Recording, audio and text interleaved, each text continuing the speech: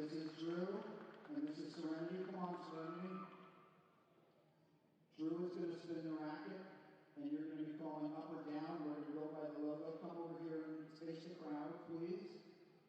And you go ahead and who's going to call it? Dylan will call it. He's calling up, so go ahead and spin the racket. And then we're going to look. It is up.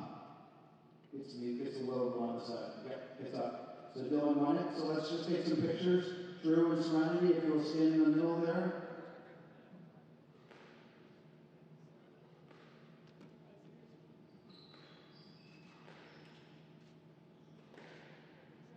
Could we have another hand for Drew and Serenity from the girls' end, please? Okay, ladies.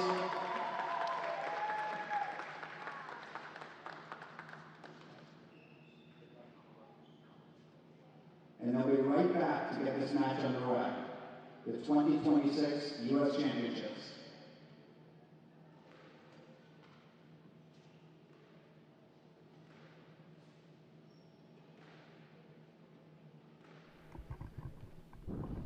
Right, here we go. Both players got one final minute to compose themselves before the biggest match of their season. See both players, first final for them, first national title on the line. We're going to see who comes out on top. Sean, I'm going to throw you under it here early on. I want some predictions, please. Early on, I'm going to say Nick in 5. Going for a big 5. Yeah, I think there's something that I've seen in just watching. I mean, this is kind of coming from my own experience of watching nationals in Ireland and whatnot, but there's always it never goes the way it should in a nationals final. And I think for the fans as well, I hope that is the case here. I hope we see an exciting match. Yeah, I am going to go with you in 5. I think Dylan's going to take Really? this one. Okay. He's such good form He has. this week that I reckon he's got one more left in him. Yeah. It's going to be definitely not going to be easy for either of them. Both know each other's games so well from playing in college together. I think Dylan might just sneak this one today. Yeah, I think I mean, it will be interesting to see how that will play out in the mind of Nick, just because when you're in that college environment and you have those senior players. Dylan would have been obviously a captain and a more senior member of the team than Nick, so sometimes that may play into the mind of the player, knowing that they had been under the, maybe not as good at the time. Definitely an interesting dynamic I'm sure they've had. Obviously this is Dylan's first national final. Nick made it to the final last year, losing out in 3 to Timmy, so he's not too much of a stranger to this occasion, but maybe going in as the favourite today might just put a little bit of extra pressure on. I think we're going to see a couple of nervy rallies to start with, both players just trying to find their feet. Yeah. It'll be interesting to see how Dylan kind of settles into the game. I know yesterday he took a game just to get under the skin of Spence, and then once he found his rhythm, he was really able to put him away quite convincingly, considering the form of Spencer. I know he was probably feeling a bit tired yesterday from his big match against Timmy, but we've seen in this tournament just how much when Dylan gets in his rhythm, he can really he's hard beat, really.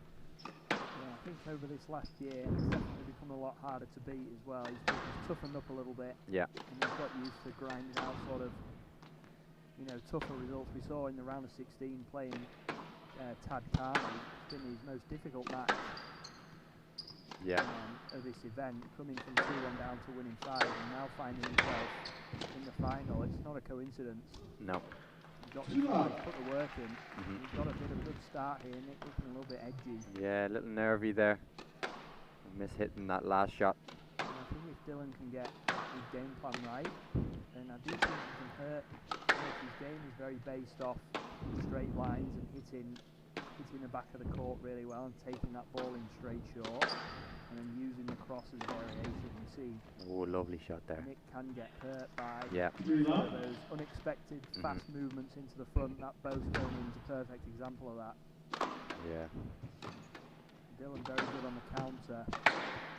Yeah, I think kind of going off what you were saying there. He's quite a very effective player, but quite a simple player at the same time. Nick, maybe I wouldn't say one-dimensional. He plays at a very high pace and he's very physical. But I think Dylan might have a bit more layers to his game, just with his creativity and ability to take the ball in short.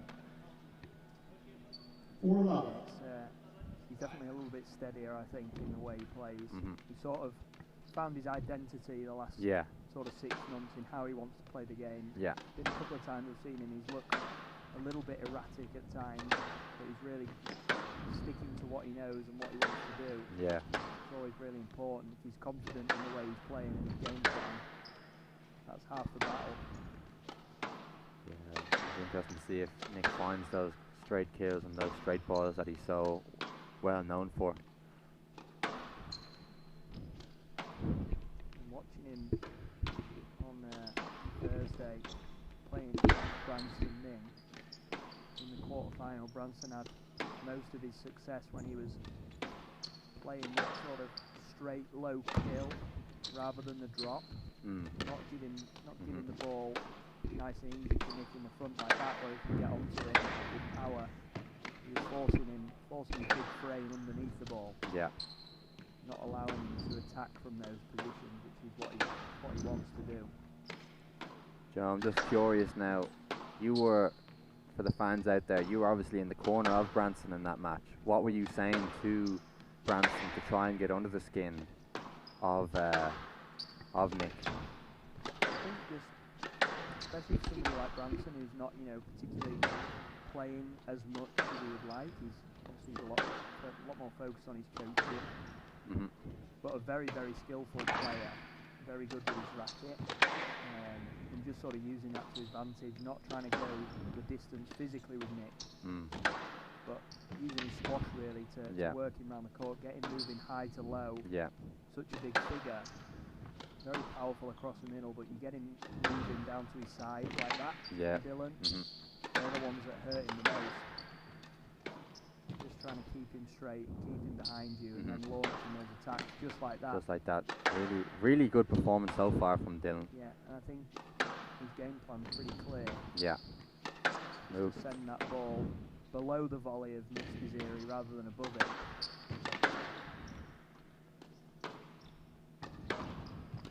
And that drop going in with a bit more pace, just forcing Nick to lift, rather than go in and counter or hit with pace.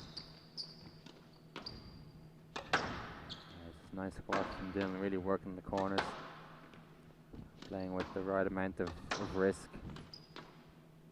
And all week he's been so consistent with his target hitting, all the way from watching him play against Salim Khan on Thursday afternoon. Up to now, his target hitting has been second to none all week. Yeah.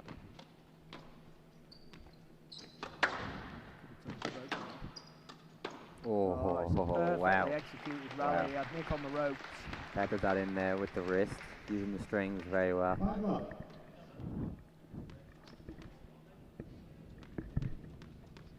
And this is a great start from Dylan in the 5-love lead. And 1-5.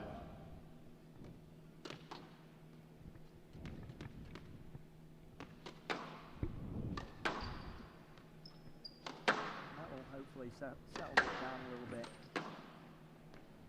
Get the first point on the board. Yeah, first point there. And we see he loves that shot. He likes the hold and then a quick drop going in from the back. Definitely catching a lot of people out, but keeping the top of the tin. Yeah, he was showing a little bit of frustration there. And that's always the talking point, isn't it? Yeah. Whenever we're talking about Nick, we know how talented he is as a squash player, but the mental side of the game is the part that needs a little bit of progress. He's very hard on himself in between points, always Kind of giving himself a bit more grief than maybe necessary. It's only going to favour Dylan the more he starts to get involved with the referee. Yeah. And gets frustrated with himself. Oh, that's lovely squash. Beautiful time. 7-2. Lovely. You can see body language already. Mm. A little bit frustrated. Yeah, out there. irritated. And there's that shot I was talking about, that sort of 6-corner kill. You love that 6 corner, Joe. Love it, mate. What you got to hit against the big frame. I Yeah. can tell.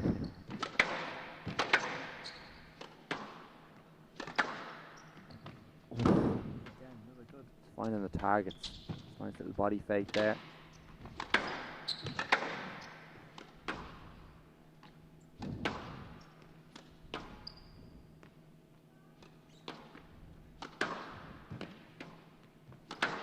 Ooh. Wow. Wow, wow, wow. That's so good.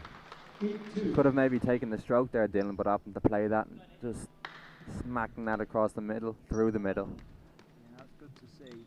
Maybe see players stop there. I like that though, that he played that. Yeah. Maybe a let ball.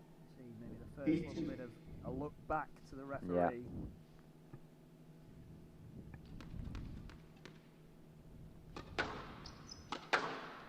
Nick really is always strapped up, isn't he? Yeah.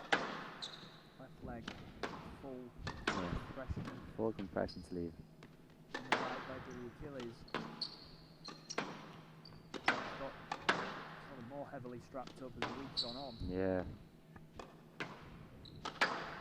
Like we saw there in that match against Branston, particularly how early on in the match he was feeling quite irritated in the Achilles, but then as the match went on, he began to loosen up, and his movement was fine by the end of it. But I guess a bit more strapping there, just so he can start off the match firing. But not doing much good at the moment as we see Dylan 8-2 up in this first game.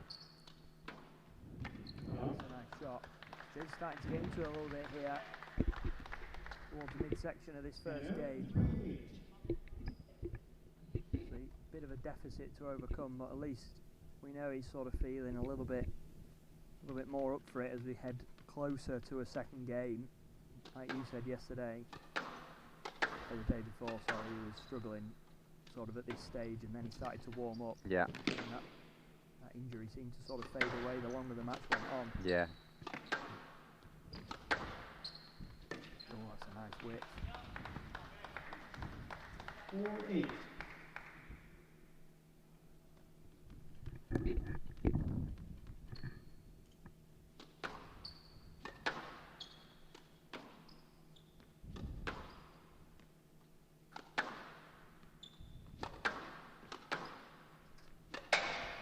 Dylan finding the tin, Ooh. the first fist pump of the night.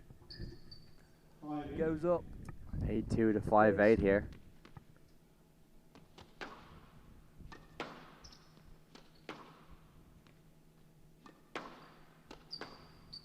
Oh, that's nice. Oh. Visibly frustrated there, Nick, with that volley.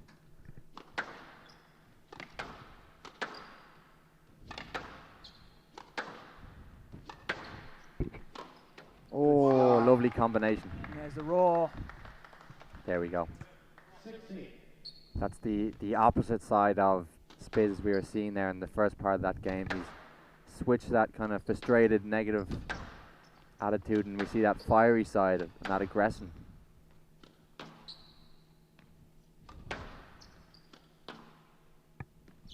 I think through this match it's going to be in Dylan's best interest to weather those storms as they come from Nick, and just to keep that calmness and that almost nonchalance that Dylan has. Yeah, he's very aware of what Spiz can do, especially when he's down. He's got a habit of coming back. Mm-hmm. I think it was 8-5 up again, 8-5 down, sorry, on Thursday in that quarter-final, and did manage to make a comeback to win the first game. So he's no stranger to coming back from deficits. Mm-hmm.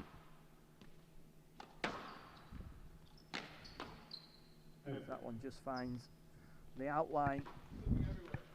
Spiz not looking particularly happy again after his run of points comes to an end there, and Dylan gives himself a 3-point cushion towards the end of this first. Nick, I think, complaining about the sweat on the court, maybe. Hang on.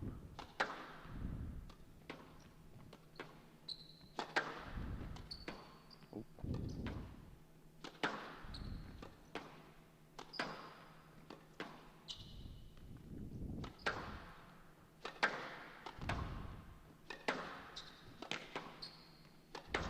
Oh, that's lovely. Shot. Lovely. There's that backhand kill once again. Spiz not even able to go for that one.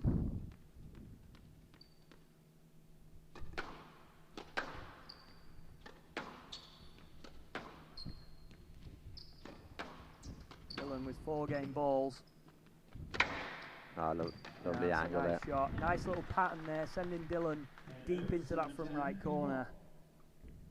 Flipping up the loose ball, and Spiz playing a simple, hard cross-court drive to finish the rally. You see, he salvaged 1, 3 more to go.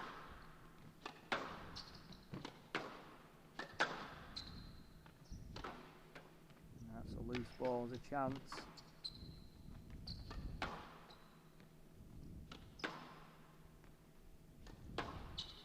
Steadying the ship, it's nice and tight. Done well to claw that one back. Doing well here, Sean, just to sort of slow the pace down a little bit. Yeah. Getting Dylan out of that rhythm that he likes to play in. Yeah, he's defending well here, Nick. Oh, there's that kill, forcing the lob. Yeah, Beautiful weighted shot from Spiz. Oh, nice little hold. Dylan so strong on that counter drop.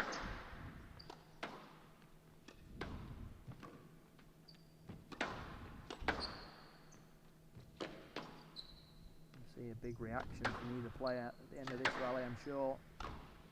Oh, that's lovely boast there. It's a good shot. Another boast catching Dylan out. Yeah.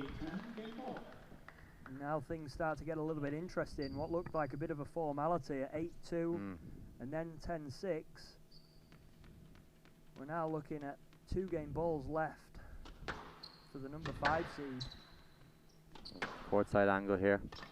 Yeah, lovely angle. Yeah. You get to really see the intensity of the rallies that the players are playing at on that court.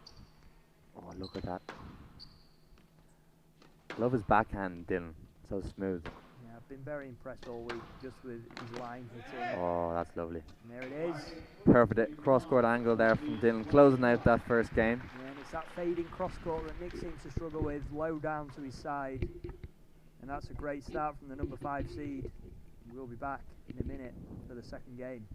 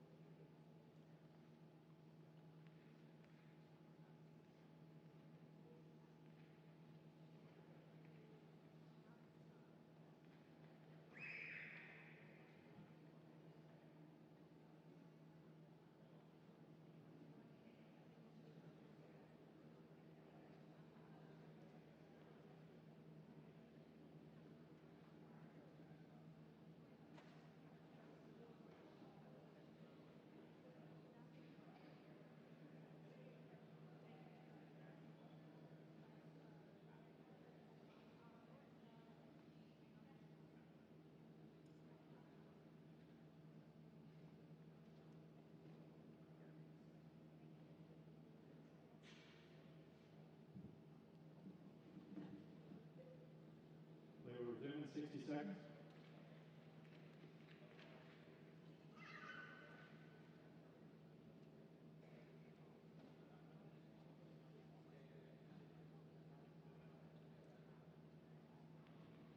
They will resume in 30 seconds.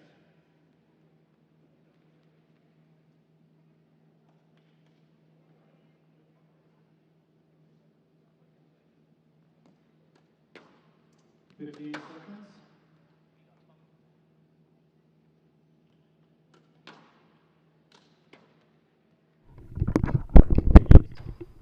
we are. We're back. Dylan Huang with a 1-love lead. Huang leads, 1 game to love. See what the response from Spiz is here. It was definitely better towards the end of that first game, Sean. What Spiz was doing, but just a little bit too late.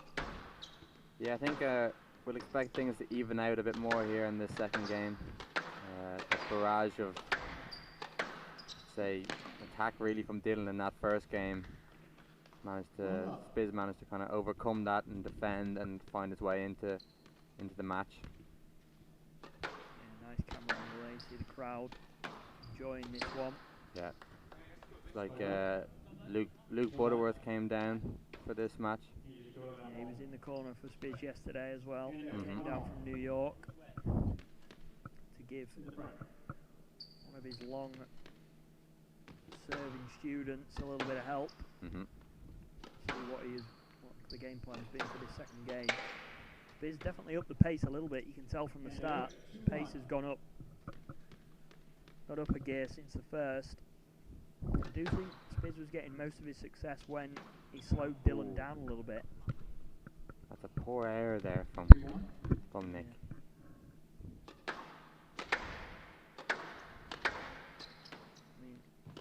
maybe he's feeling the pressure a little bit. I'm not sure. Maybe Dylan feel like he's got no pressure on him. I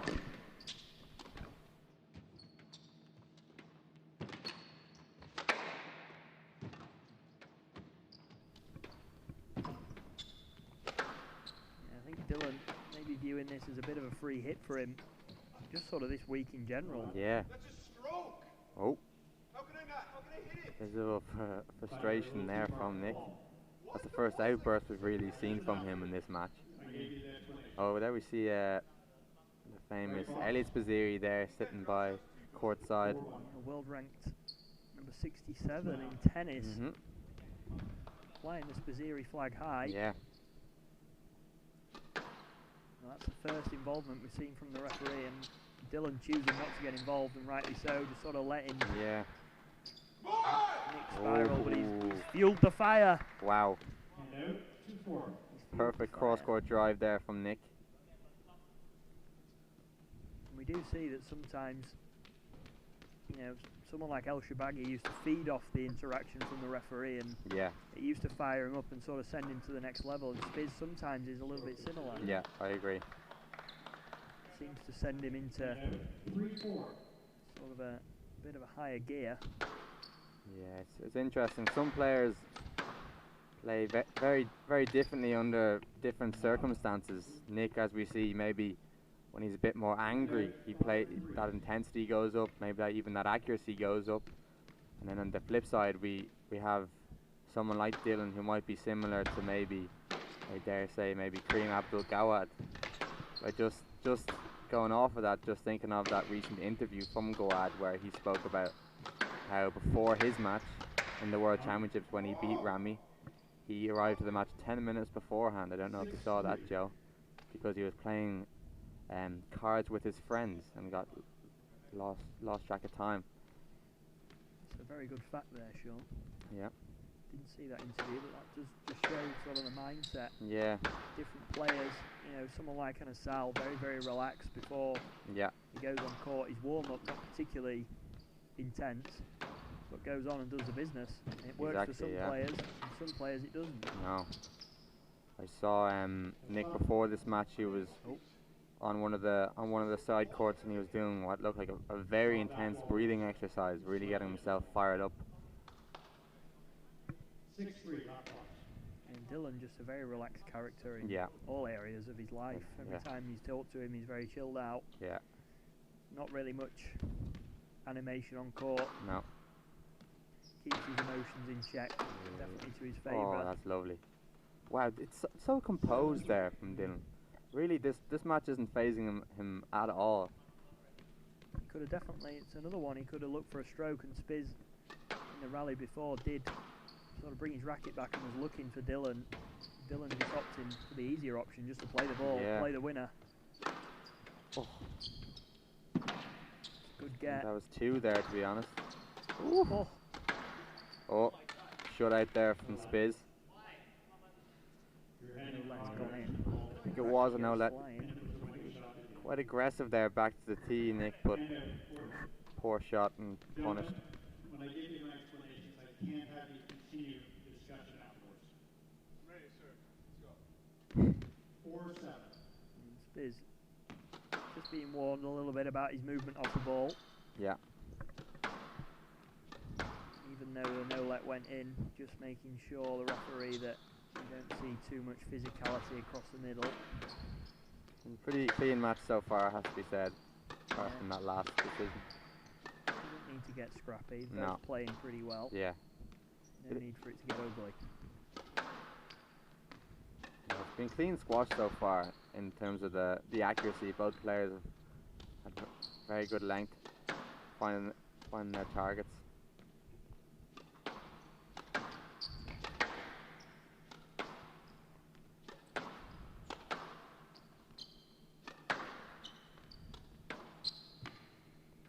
Looks like two, bit of Little traffic there. coming Oh, together, well straightened. and we're definitely going to see Wow. a complaint from Wasn't Nick. sure on that one, we're going to have to play that. Oh We're no. playing a let ball. On your pickup, I wasn't sure. What's 4-7 are you playing a let on there? He's not sure on the pickup. Ah, the pickup. Okay. Both players head in Yeah. hands. Yeah. Nick wanting the point because he thought it was two. Dylan wanting the point because he thinks he got it back. Referee's gone straight down the middle. Both players Yes, unhappy. Not very often you see both players unhappy with a let ball. I wasn't sure either now on the pickup. I think the yes let might be the right decision. And sometimes the referee you gotta be careful. If you're not sure, it's the best thing to do. Yeah. I like that when the referee just plays just down the middle. 5-7. Staying on the fence. See another little bit of a mini comeback from Yeah. Spiz here.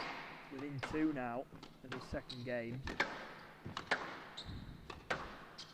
See how Dylan Oh, responds to lovely. this. He didn't see that one whatsoever. Didn't look like he was really even looking No. in that back left corner to see what was happening. Obviously very important to always be looking at the ball, quality of your shot, body position of your opponent. I think through this tournament we've seen a lot of the attacking going on has been with the 2-all both.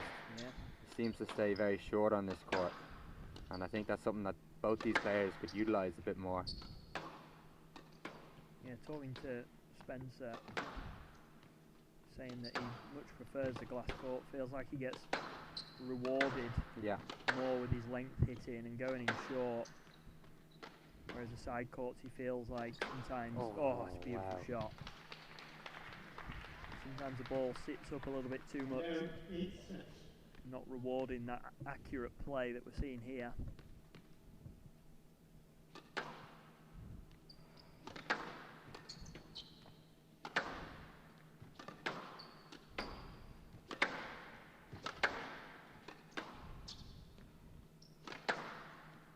Back with a 2-point cushion.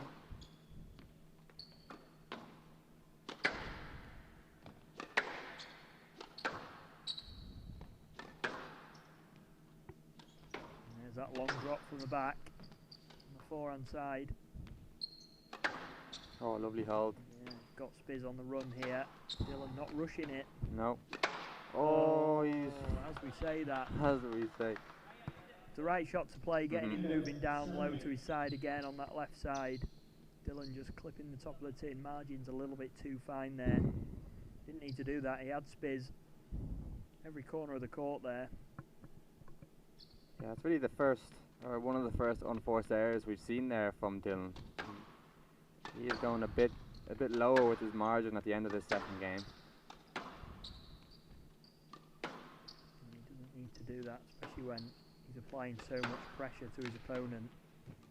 He can just play the percentage shots a little Like bit that, more. like that there.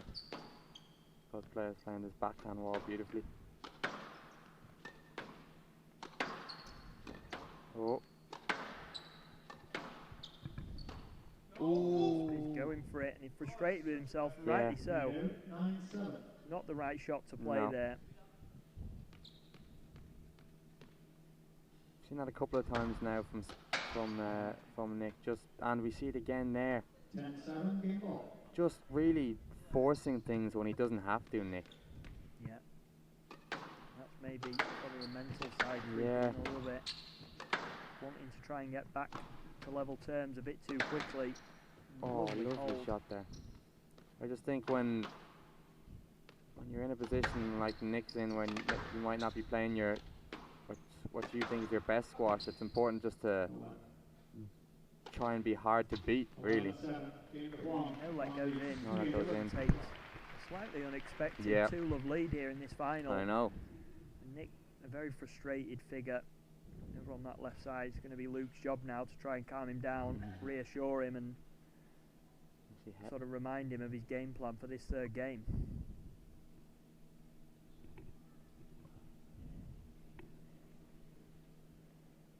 You may have seen when you came in that we have a raffle going on too, and the raffle is a Yeti cooler and other items that are provided by ROS INOS Grenadier, and they are providing a park outside, and they are providing the materials here for the raffle. So get a ticket, get an opportunity to win. I mean, you're here already, why not? Have fun, enjoy the rest of this match.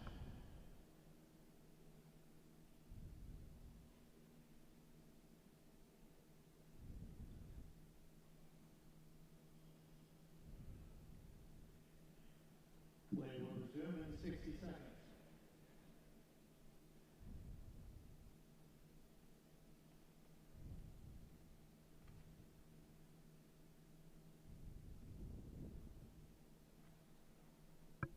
We see our very own Zach giving the court a quick clean in between games. I just want to give a quick shout out to Raf there, who's US Squash's newest photographer.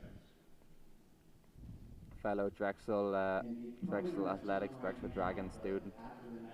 He's actually he starts as the #1, the goalkeeper for the men's soccer team at Drexel. So if you need a little food, drink, I had chocolate chip cookie last night, it was delicious. It's between the two courts. Just joined US Squash, fantastic photographer. You see their new CEO Molly in the crowd for this one. Seeing her first ever Nationals finals here at the Spectre Centre. She will be coming up in between both finals to have a little chat with us about her first few months in the job and how she's enjoying the finals and this week of Nationals so far.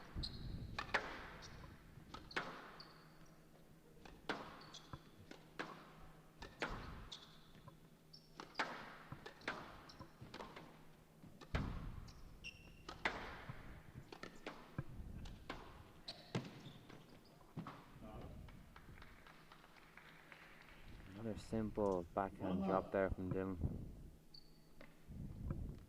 Yeah, if you were the coach of Nick Spizzeri, Sean, after these first two games, try and stem the tide of Dylan, what would your sort of advice be here? I just think he needs to be a bit more trusting in himself going short. Maybe break up. I think even though Dylan is quite a creative player, he also plays with rhythm. And if he can somehow upset that rhythm of Dylan, get under his skin slightly, start taking balls in, start taking the initiative first before Dylan does so himself. And also play maybe with a bit more margin as well. Nick going for some unnecessary shots from the back, just opening the court up. Dylan with another very strong start. Third game in a row, he's taken a 3-love lead. Spiz now's got a bit of a limp on. Maybe feeling that Achilles after this week's hard-fought matches.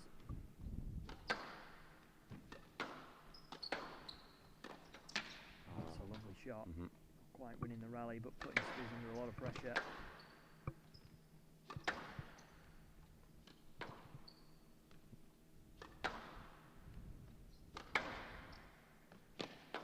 I think at the minute the way that Spizzeri is playing, he's sort of playing into Dylan's hands a little bit. Yeah. I think he needs to try and disrupt his rhythm. Like that there.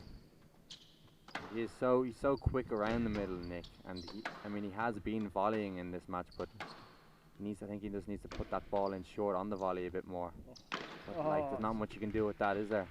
Glued to the wall. Right into that sort of back wall, Nick. Fading drive zone. Beautiful weighted shot from Dylan there. And gets him 1 point closer to his first ever nationals title. See both of them looking for their first ever title here.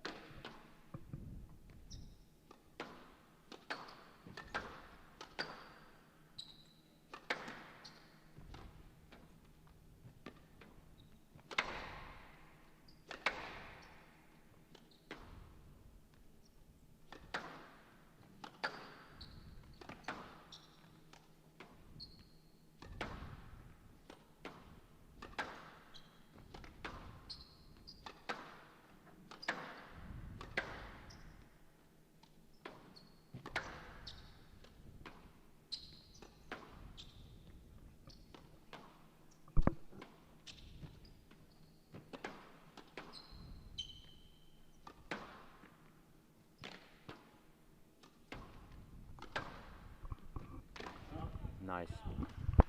Slightly longer rally there. Yeah, well constructed there from Nick. Setting up the rally well. And getting his first point on the board. This is sort of last chance for Nick, really, to do something in this game.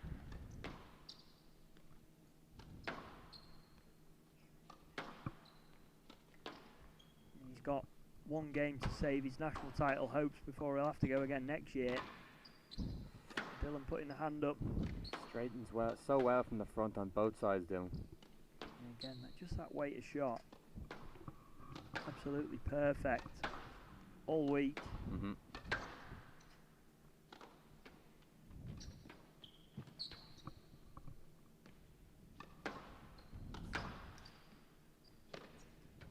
Nick starting to put a little bit more pressure on Dylan, but not quite taking his chances. I thought we might see a big smash there. He wound up for it. He certainly did. Good job he didn't. Yeah, Djokovic-esque that wind up there. I hope he's not. I just strung that the other day. Dylan just seems to be getting the better of Nick, really, in all areas of this match. Hold, weight a shot. There's another example of that. Wow. Slight hold. Yeah, straight line hitting has been immaculate in this match from Dylan. Weight a shot, absolutely perfect. This glass court definitely suiting him. Yeah. And the way he plays, sort of floating the ball around, perfect areas, attacking the front really well. Nick not really having the answers today for it. Yeah. As you're going off that, Joe, when you're playing against someone who's just hitting the targets better than you on the day, sometimes there's not much tactically that you can do to overcome that. And that was similar to Salim when he played Dylan in the quarter-final. Yeah. Salim didn't do an awful lot wrong, really. It was just Dylan was playing some unbelievable squash, especially in that second game. It was like watching a prime Rami ashore. That's nice there from Nick. Nick just having a last roll of the dice here.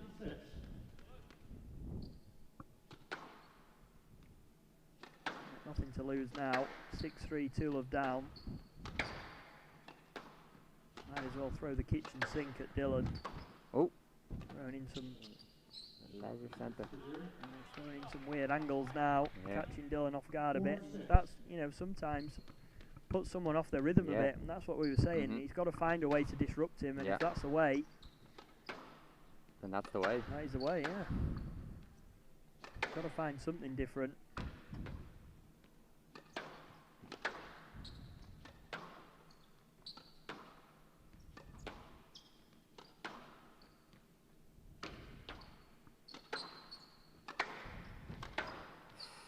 Going to be a stroke there. Nick not particularly happy with himself. It was a pretty poor shot. I'll give him that. One more point closer, Dylan, to this national title. Not over yet.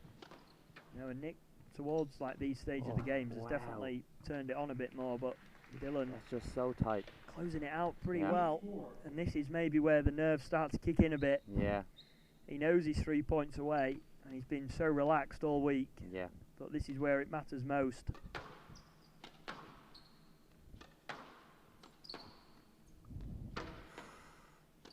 Ooh, he's got it just back about as well. got it back. That's Yeah, a good he's not shot. gonna get that one.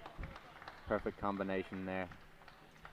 Nice tight backhand lob followed by a backhand drop and then a backhand fading angle to finish off the rally. And this is where we've seen in the previous 2 games as well. Nick has made a bit of a comeback. We're going to see an even bigger one here to keep his hopes alive.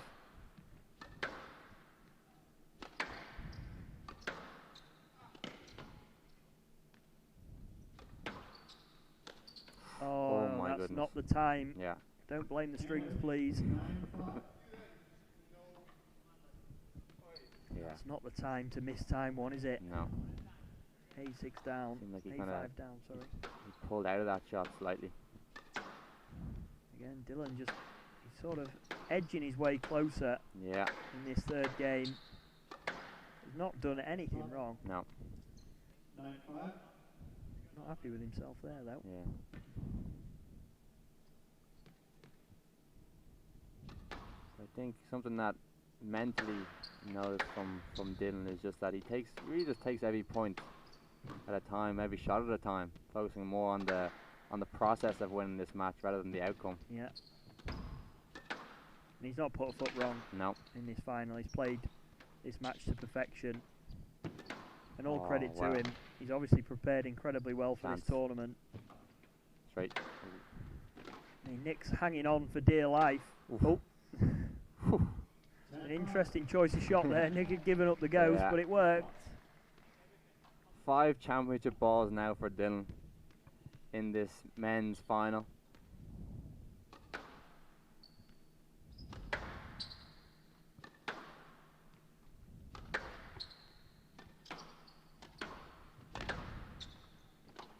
Here we go, chance. And he's done it.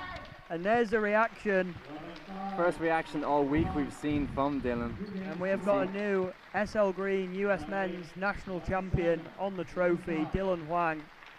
Come all the way through to beat really the favourite, one of the favourites for this event in the final.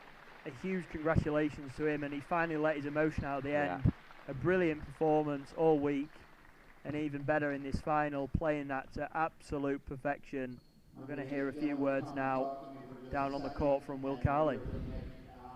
Potentially after the women's final when we do the full award ceremony.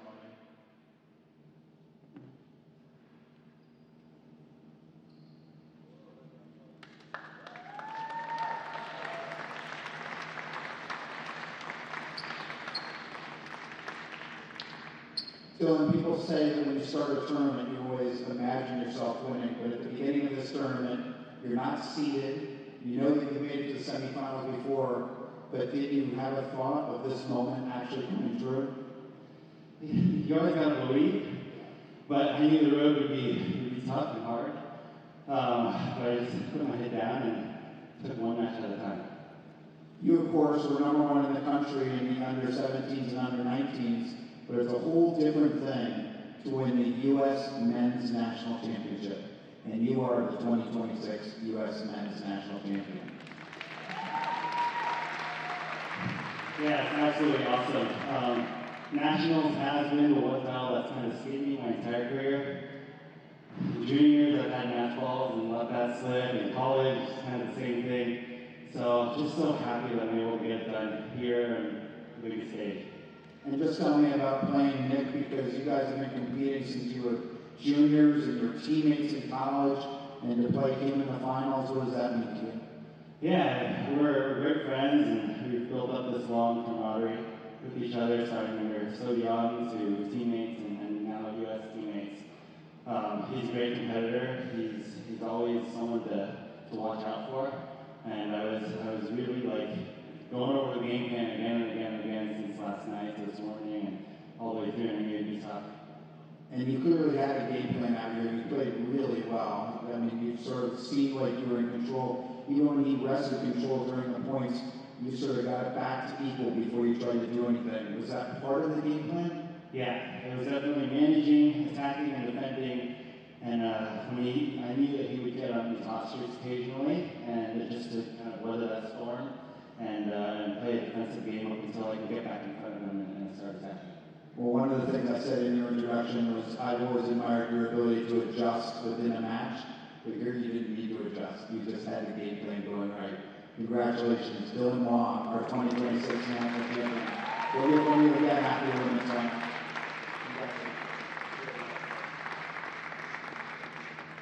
And we are going to get the women's match on in just another minute or two. We will be right back.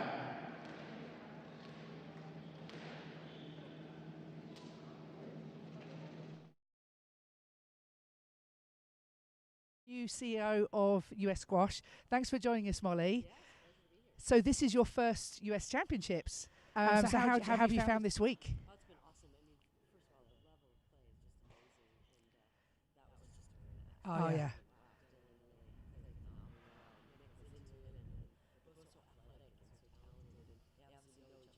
Yes. Yeah, that was really a perfect match from Dylan all round, really. So you've actually started playing a bit of squash yourself, haven't you?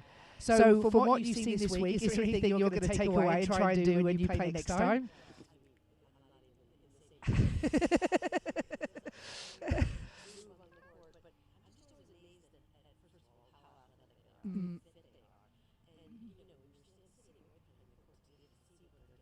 Yes. Yeah.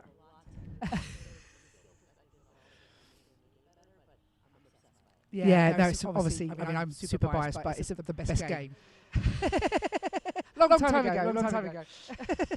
So you've obviously been now the CEO for probably nearly 3 months, I suppose, now. So how are you finding it? Yeah, it was 90 days. So how are you finding it?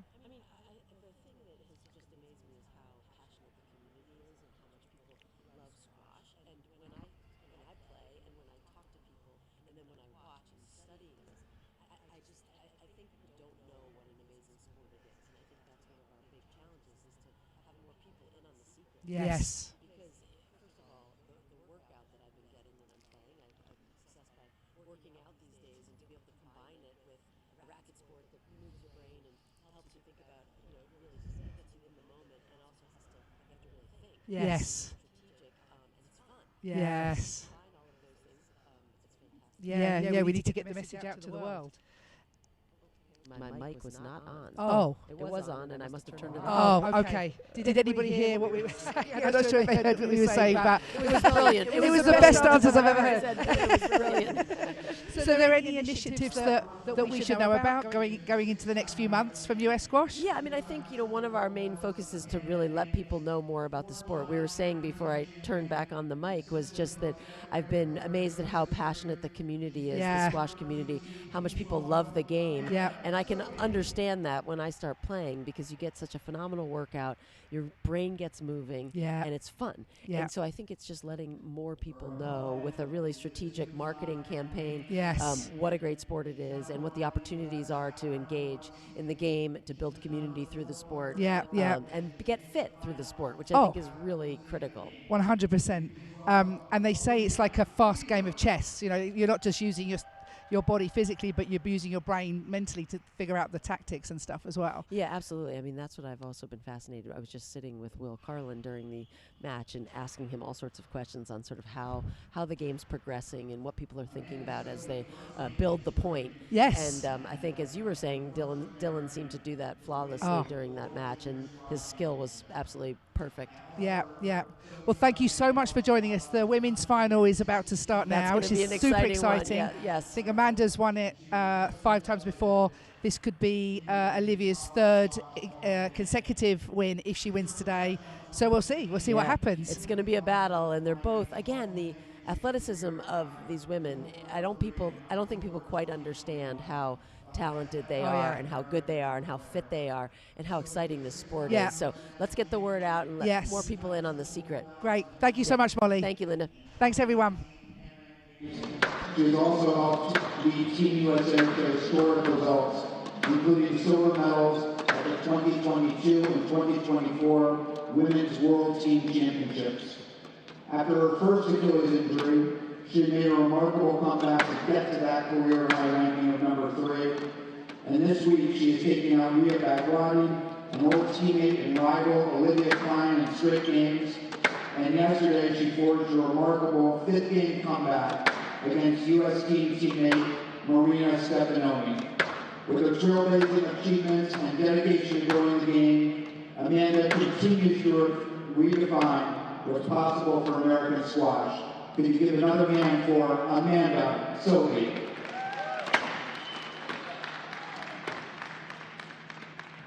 Olivia Weaver won junior titles in every age group in which she played. She also has a very successful college career at Princeton University, and she is the only other U.S.-born woman to reach the world top 5 and the world top 3. She spent the last... All right, we're joined here, new national men's champion, Dylan. Congratulations, how are you feeling? Thank you. It feels amazing, honestly, and I just want to start by thanking people, if that's fine. I'm just incredibly blessed by God to be given this opportunity to have all the support behind me. I'd like to thank my fiance for all her love and support, my family, my parents who have been there since day one, and always pushing me to be the best version of myself. I'd like to thank my brothers, Johan and Zefin, who have been my training partners and coaches since the beginning, and I wouldn't be here without them. I'd like to thank all my friends and family back home who are supporting. Received an overwhelming amount of love and support over text just going through this event. I'd like to thank the Bay Club Fremont squad, Ibrahim, Mahmoud, Maha, and all the parents and the kids who are supporting me there. I'd like to thank the Philadelphia families that are hosting me, the Lees and the Cooches. They've been amazing. And even the coaches that have worked with me in the past, like John Perry, Stu, Gilly, Jack, Bridget. Yeah, it's absolutely amazing, and U.S. Squash with Nick Taylor and newly added Alyssa is just keeping us going, so absolutely amazing, and I'm really grateful. I mean, that was an unbelievable performance from start to finish, all the way through the event. You obviously had a tough round of 16 match with Tad Carney, which seemed to set the tone for the rest of the event, and you showed everyone that you were really up for it this week. Yeah, that was definitely a tough match. He's a good player, and I know he's going to be pursuing the professional route. And it was a little edgy at first when I was going up against him, but I was able to settle in and kind of make it more physical because I knew, obviously, I've been on tour longer and I have that physicality, and I didn't need to rely on too much, just that physicality to kind of get through it and help settle the nerves, and I was able to get through that one. I mean, you haven't really put a foot wrong from quarters onwards, really. I mean, you made pretty light work of Salim and Spencer in the quarters and the semis, and then today, followed suit. I mean, it was an immaculate performance. I just want to say well done, really. I mean, what was going through your mind before? Were there any nerves, or were you feeling pretty confident? There are definitely tons of nerves, but just as soon as I get on court, I kind of just have a game plan, talk with my brothers, just get that plan going, and then think about the plan while I'm playing so that I don't really rely on those nerves or feel them as much as I'm focused on something else. And I knew Salim and Spencer and Spiz as well, obviously all very strong competitors and are good in their own right, and they have their own strengths, so I really had to focus in, and you're right, just be sharp this weekend. Yeah, I mean, final question, don't want to keep you too long, but how are you going to celebrate now, tonight? I'm going to relax, I'm going to rest, might get some Brazilian barbecue with my brother. Nice. I think I deserve that. And yeah, that's call it a day. Yeah. Well, congratulations. Well done, mate. Thank you. Good stuff, mate. Thank you.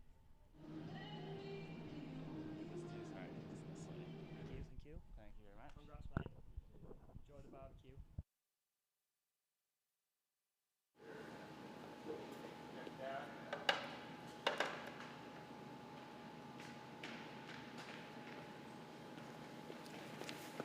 We're going to start in 30 seconds.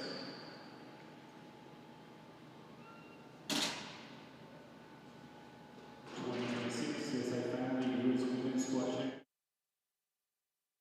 Leah Weaver to serve, Amanda Sophie to receive. This is 5 games, the ball. So here we are in the commentary box again. We have Nick Taylor who's come up to talk about the last match and this match that's just starting. So Nick, what did you think of that men's final? I suppose I'm still in a little bit of shock really with how well Dylan played there. I mean, it was an absolute masterclass. You know, it seemed to be like, you know, just chatting with him after it, you could see what tactic he had. Try and take Nick away from that middle where he's so strong. But not only that, just how he was getting the ball to behave around the court. Nick never had an opportunity for a ball to sit up where he could attack it that much, especially off the back wall. I mean, he had 3 balls, I think, in the whole match where he was, you know, above the ball and able to cut into the front, which I know he likes doing. I mean, it was just a complete masterclass from Dylan there, and you know, I'm so happy for him. Yeah, and we knew that both of them, whoever won, was going to be the first-time national champion, which is a massive, big deal. And with our women's final, they've both been national champion before, so they've been there, they've done it, but neither of them have won. So it was such a huge opportunity and such a big occasion. So for Dylan to come out and be so composed, it was super impressive. I think he made one error, unforced error almost the whole match. So that's not easy to do, is it? No, it's not. And I think, you know, I think if you look back in 20 years, if you said to him, you know, name one match where you got your tactics spot on and you executed, he'd probably go to say this match here. So, yes. Yeah, I mean, look, there's a lot of, you know, we talked about this briefly yesterday, where there's a lot of expectation for players on their own national championships. They want to be national champion and they want to make records, and you know, and that puts pressure on. So to perform tactically to your best is sometimes very difficult, because you know you've got the expectation of the event, and then you've got obviously the player that you're playing, and generally in national championships you're playing the best players in your country. So Dylan will be very, very happy with that performance. Yeah, definitely. And then now we're here, the women's final starting. I mean, Olivia's managed to get a good start here, but what are you thinking about the women's final? Yeah, I mean, you know, 2 different semi-finals, brutal encounter for Amanda against Marina, and fairly straightforward for Olivia against obviously a real great player in Alex Jaffe, but probably just a little bit step too far at this stage in her college career to take on a world number 4. So I think physicality there'll be, you know, a bit of a difference. Obviously, you know, Olivia's been struggling with a couple of niggly injuries, and you know, it looks like, you know, she had a bit of strapping on yesterday, and she's got something going on the left ankle there. But yeah, I mean, it's hard to say how this match will go. I mean, you'd have to fancy Olivia on seeding and world ranking, but you know, as you saw in the last match, anything can happen. Totally, and like I said just before, I think Amanda has won it, I think 5 times, and 6 apparently, Joe says, and Olivia, this will be her 3rd consecutive championship if she wins. So there's definitely a difference when you've done it before and you know you can. And also there's sort of like not quite the desperation having never won one either. So that could play a part in this, I suppose. Yeah, and I mean, look, you know, we talk about the national championships and the pressure, but you're talking about players here that are playing at the top level, and Olivia's played semi-finals and world championships. So even though this holds a special place in her heart, that, you know, I don't think she'll be worried about the pressure of it. She'll manage that. Yes. There will be a little bit of nerves there, but she'll manage that, and she'll have a tactic, and you know, right now it looks like she's executing well on that. Totally. I mean, who doesn't want a 7-2 lead in the first game of the final? Well, thanks so much, Nick. We really appreciate you coming into the commentary box, and I'm sure you're going to come up at the end of the match to talk about it. Yep, absolutely. Thanks, Nick.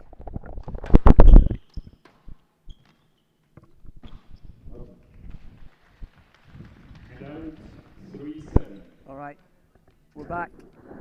No Sean this time. Sure, everybody's devastated to be missing that beautiful Irish accent of his. But we're back with Linda. No, you got an English one instead, or another English one. So you see here Olivia taking a 7-3 lead here in this final. You see both absolute legends of the US game in their own right. Yes. Amanda was really the pioneer for women's squash.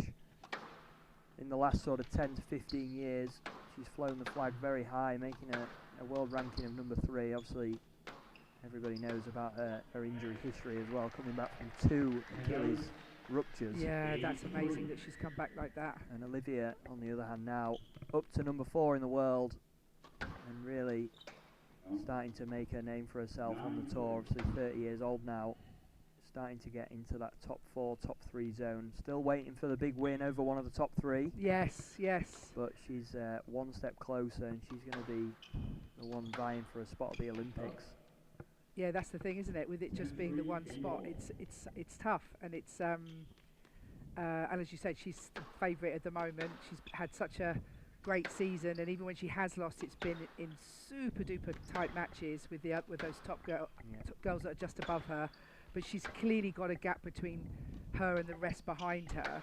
And as I said yesterday, I'm completely sure she's going to get one of those top 3 girls above her soon. It's just a matter of when. It's such a tiny difference between her and them. It's really on the day. There she is. She takes the first game. Yeah, very strong first game from Olivia. She was saying to me yesterday after the match that her and Amanda are great friends. They always practice together when she's back in Philly. And it's always interesting to see how they do up against each other. Olivia obviously has had the better of her the last couple of years in the Nationals final. She's already got 3 to her name. She'll be looking for a 4th. Obviously Amanda with 6 titles to her name as well. Looking to add a 7th. Yeah, that's incredible. Yeah, to win that many. It looks like I think she may have won her first one in maybe 2015. I thought I could see, and so she's been doing this for 10 years, more than 10 years. And like I said, she's not playing in the final. Isn't going to be too nerve-wracking. You obviously get some normal match nerves, which are great because they get your adrenaline going and you get up for the match, but not in a way that's going to restrict how you play. But I'm sure Amanda's going to want to come back out and get Olivia off that tee in the next game, try and use a bit more power, maybe hit the ball through into the corners a bit more. And this is definitely, we've said it quite a few times this week for many of the matches, but this is a little bit of a free hit for Amanda, not as much pressure. Not expected to win. She had a big match yesterday with Marina as well. Olivia definitely very, very fresh. Oh yeah. Hasn't been tested really this week. But Amanda's got on to lose. Already won 6. She's still ahead of Olivia either way. Yes, yes, that's going to be hard to beat that record. I just don't think she wants to be getting involved in too many long physical rallies. She's going to want to try and upset the rhythm of Weaver. She's a very rhythmic player, likes to stay up, one pace throughout the match. As Amanda can chop and change a little bit, try and get her out of that comfortable zone. Obviously, you have been at both of these girls' highest world ranking, Linda, of number 3. I have, yeah. I have indeed. What would you say Amanda needs to do against somebody like Olivia here? Yeah, I mean, look, you cannot. I mean, the same for neither of them can give each other the middle, give them something to put away because they can both chop the ball in given half a moment. And she's got to get onto the ball early. She's got to get Olivia off the tee. She's got to take the ball in when she gets a chance. I mean, it's just fine tuning. It's nothing major. It's a little bit better length, more consistent. Take the ball early. Don't leave anything to go past you. And then when you take it in, be decisive and don't make any errors. Amanda, very creative. Yeah, nice hold. With her racket when given the chance. Yes. Even a half chance, she likes to take the ball in. Yeah. Olivia obviously very physical and very fast, so it's hard to get any winners out of her really.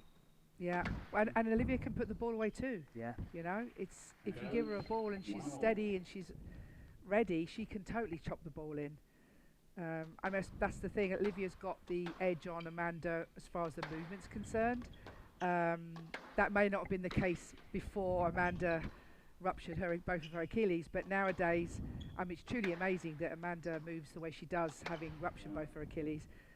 But Olivia is faster than her around the court, so that obviously is helpful for Olivia, getting onto the ball just that little quicker. It makes the court sort of smaller for her. It's hard to make the court big for Olivia. Yeah, we see the work in both will be going in quite a lot, I'm guessing, this afternoon from Olivia, testing out the movements into those front corners for Amanda. She does seem to struggle a little bit more moving diagonally into those corners. Oh, that's sharp. a beautiful finish. Yeah. Forehand kill straight into the nick. Nice crowd there. Appreciating that lovely shot. Lovely to see it, and almost full Spectre Centre for this final. Two legends of the US game going toe to toe. Yeah, it's not every day you get these two playing in a match here at the Spectre Centre. People to come and watch for free. 4-1.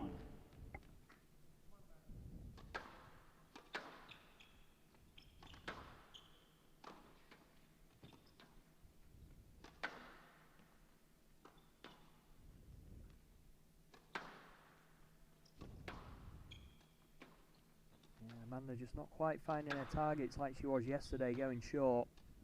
She was putting Marina under a lot of pressure in those front corners. And Olivia's just that even quicker than Marina's fast, but Olivia's even faster. So she's a little bit tighter, a little bit more consistent in the way she plays, and not giving Amanda as many chances to go in. Amanda may be feeling like when she gets those opportunities, she's got to take them a little bit more. Yeah. Otherwise, she'll be hurt. When you play someone like Olivia, you really have to get the ball tight. I mean, it sounds like an obvious thing to say, but when you go short, you have to focus on how tight it is just as much as how low it is, if not more, because she's probably going to get there. But if it's on the wall, she won't have the options, the shot options. Yeah, sharp. Good pattern there. Good little combo, sending that ball into the front. Not the drop she would have wanted, but it did the job. Got a weak ball, working in a nice pattern. Like we were saying, she's probably not wanting to play that drop to win the rally. She needs to move Olivia to open the space. Yeah. You know, you're going to have to play 3, 4, 5 shots maybe before you win that last point. You're not going to do it just a couple of shots. Got to be very patient.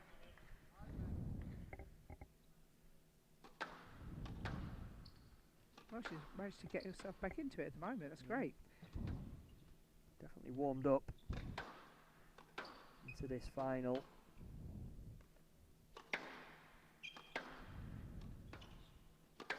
See Olivia there on that forehand. Racket prep really early, nice and steady. She's got so many options in her swing and what shot she can play. She's probably got 4 or 5 different options. Yeah, like there. Yeah, lovely shot. Slightly firmer drop, running tight into the sidewall. Yeah.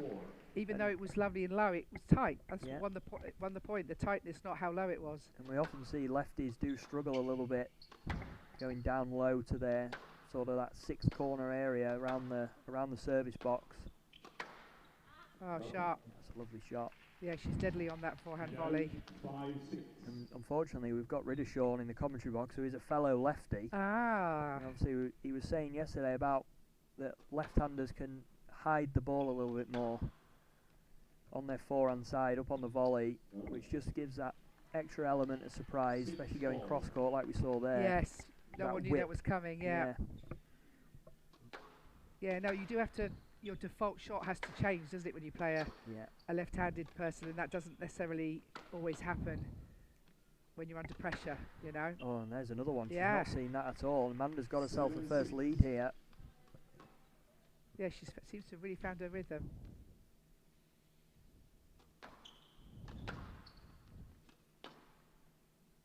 Ooh, just sneaking out. Very close. Yeah. Yeah, she didn't need to do that. I'm sorry, she didn't need to do that, but it's a shame that happened because she just started to really get stuck in. She doesn't want to give us something straight back. She's starting to find her targets now, Amanda. Moving Weaver into all corners of the court here. But she's got to be patient. She's not going to win this outright. Olivia does such a nice job of just sucking it up and keeping herself in the rally until she can play the shot to, you know, to really, apart from that one, hit the tin, but she does that a lot where she can really lift the ball, absorbs a lot of pressure. Yeah, absorb it, get back to the tee, and then re-attack again when she gets the opportunity. Yeah, tight again. Nice counter there. She started to throw those in a little bit more, getting a little bit more success in the second game. Target hitting halfway through this game improved a hell of a lot compared to the first. She's got a 2-point lead to take a game off the current world number 4. That's a beautiful lift cross-court lob, inch perfect from Weaver in her bright orange, yellowy, green shoes, the colour they are. Oh yeah. That's something you'd have worn back in the day, Linda? I don't know how. The options were definitely more limited 20 years ago, unfortunately. Looks like a bit of colour, so maybe. Yeah. I think you could pull those off.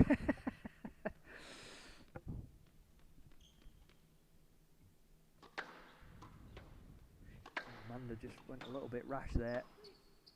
No let. She went a bit early with the attack there off the serve. Not sure about that shot choice there. Especially with a 1-point lead. I think she's got to settle down a little bit. Not give her anything too easy. Tight shots down that very tight left work. wall.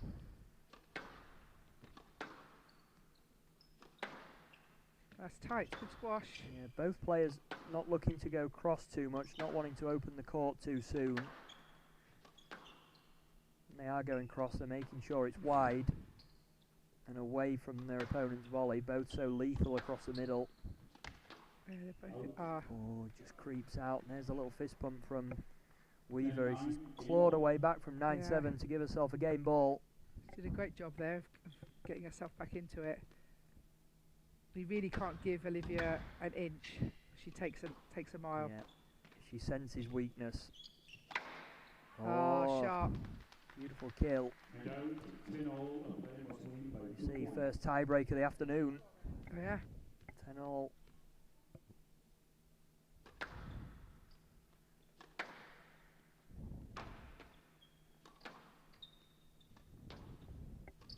Oh, she got away with it, Amanda. Rare error from Olivia. It's the first time that she's not switched particularly well, Amanda, from that right to left on the lob, and gave Olivia a fairly comfortable drop, just clipping the top of the tin. Now Amanda with a game ball. Yeah, she really needs this. Massive difference, as we know, to be 2-love down or 1-all, huge. So this point is really important. Chance. Oh, it's beautiful touch, and there's the screen from Amanda Sobey. She has levelled things up here in the women's final at 1-all. A tense affair in this second game, a lot closer than the first. She walks off to the side court, looking for some advice. And Bobby Weaver, Olivia's husband, acting as coach this week. But we've got a match on our hands, Linda. We have. That was actually a great game, that. Yeah, if Amanda can keep that kind of intensity going. I mean, the thing that was really amazing was how tight she was hitting it. I mean, the amount of shots that I would imagine there must have been at least 4 shots that Olivia just couldn't scrape off the wall. If she can keep the ball as tight and accurate as that, I think it's going to be tough for Olivia. Yeah, definitely. But as we know with Olivia, there's no way she's not going to come out, really going for it in this next game, trying to get her length better into the back corners. Yeah, maybe.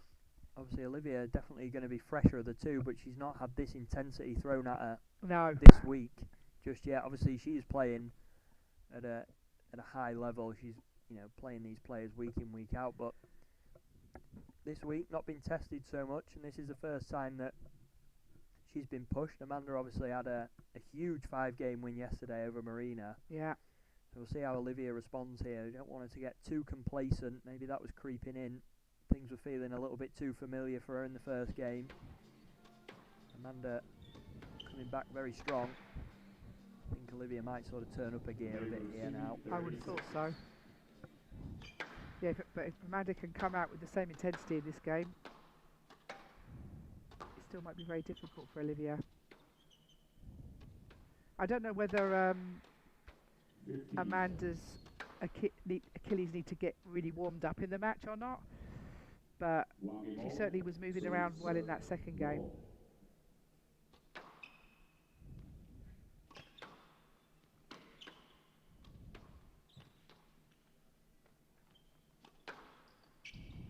I think we might see the pace go a little bit higher from Weaver. I would have thought so.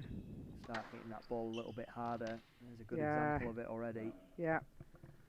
Don't give Amanda time. Yeah, taking that ball a little bit earlier, one step further forward on the tee, injecting a little bit more pace, keeping Amanda on the move. Doesn't want to give her any time to settle on the ball. Tight. Yeah, she stepped up a bit here, starting to volley a little bit more. Yeah. Was letting the ball go past her a little bit too much in that second game. Ooh, what's happened there? Did she catch her in the face? I didn't actually see that much contact. No. I don't know whether she's holding. Looks like she's holding her right knee. I think Maybe. it's her face. No, her face. I've got that terribly wrong then. Or maybe on the ear. Ear looks like maybe. As she went through. Maybe an elbow Obviously to accidental, the ear. but yeah, as they went past, must have clipped her with the racket on the ear. So what's happening here? Olivia's going off. We've seen a couple of injury breaks. This one's slightly different. Olivia's going to get 15 minutes maximum to sort this out, as it was contributed by her opponent, not self-inflicted. So we could have a little bit of a longer break, unlike the 3 minutes we've seen yesterday in the semis. Yeah, we'll see if she needs that long. Hopefully she doesn't. No, I'm sure. Maybe just a little bit of shock, initial pain. Hopefully not bleeding. Yes, Be exactly. quite a hard area to sort of cover up on your ear. Exactly. But we'll be back in a couple of minutes to see how Olivia's doing.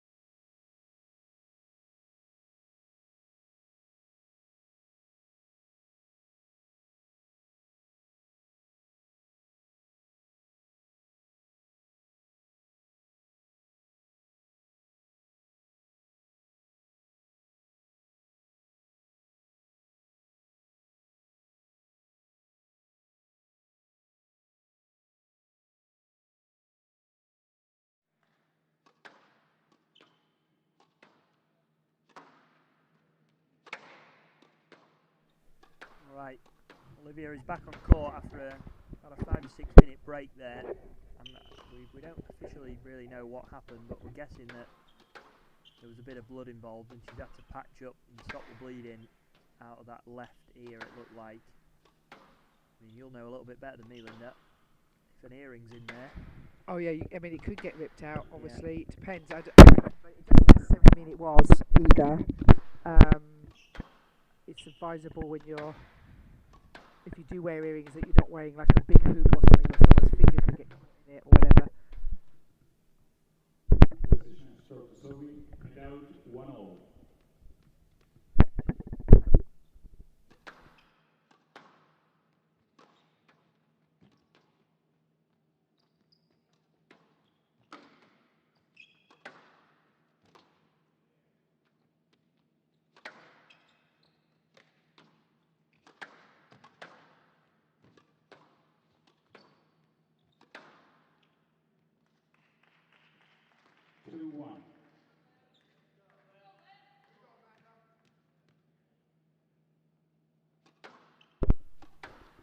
Okay, so here we are. Let's hope that Olivia's ear is not too sore. Yeah. And that won't affect her performance. You'd hope an ear injury, as much as it might hurt, wouldn't affect too much. Maybe a little bit of shock to start with, but yes, she looks okay. Yeah, she does. Ball just creeping out. She's definitely going to be looking to come out with a little bit of a higher intensity. That break might have done Amanda a little bit of good, just to regroup. Just have a bit of time to think about the game plan a bit more. Yeah, she's getting onto it very nice and early, hitting the ball with a bit of extra pace. That's definitely going to help her if she does that.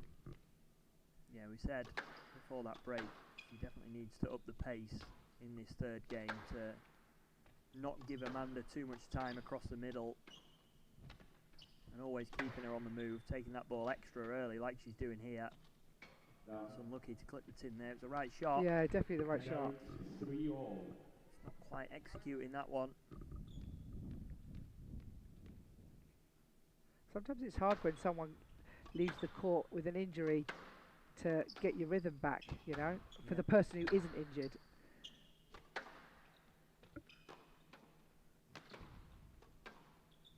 Amanda's on the run here, doing a good job at just throwing that ball in the air, keeping herself in the rally. Ooh, oh, what an that was a adjustment. beauty.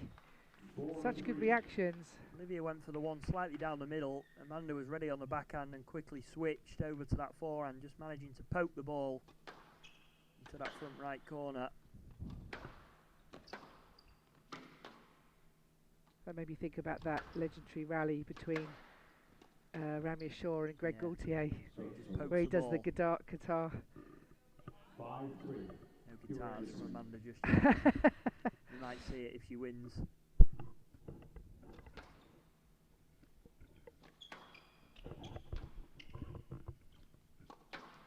Yeah, Amanda, So 2-point lead. yeah. Oh, it's Ooh, a beautiful shot. Yeah, she really did find that little opening there. 6-3 up. Let's see. This would be a turn up for the Bucks. Olivia, heavy favourite. Yeah, I mean, her season has been amazing. Yeah, we have seen this season, obviously, there's a long way to go still in this match, but Olivia has had trouble closing out some of the bigger occasions. See Amanda not quite in that top 3 zone anymore, but definitely on her day can take out anybody. Oh, yeah. And Amanda has had wins against all of the top who are considered the big 3 in the women's game. Hania, Shabini and Gohar, as they go out, not playing at the moment. She just had a baby. Yeah, she has. She's just given birth. Yeah. You have a little boy? A little girl, I think. Oh, really? Yeah. Yeah, but I mean, apparently she's coming back, so I don't know how long it'll be till she's back, but knowing her, she'll come back strong. Yeah. Yeah, Amanda has had wins over all of those. Olivia not quite got over the line on that front, and has had those losses ever so slightly recently. Yeah, it's tight. Squeezes on there. 5-7. I'm sure if Amanda can get a 2-1 lead, I think she'll be feeling pretty confident that she can close it out. with all her experience in these occasions against some of the best players in the world, Olivia looking a little bit edgy. Yes, Since yeah, that coming was back from not the injury. usual for her to make an error on a relatively simple shot.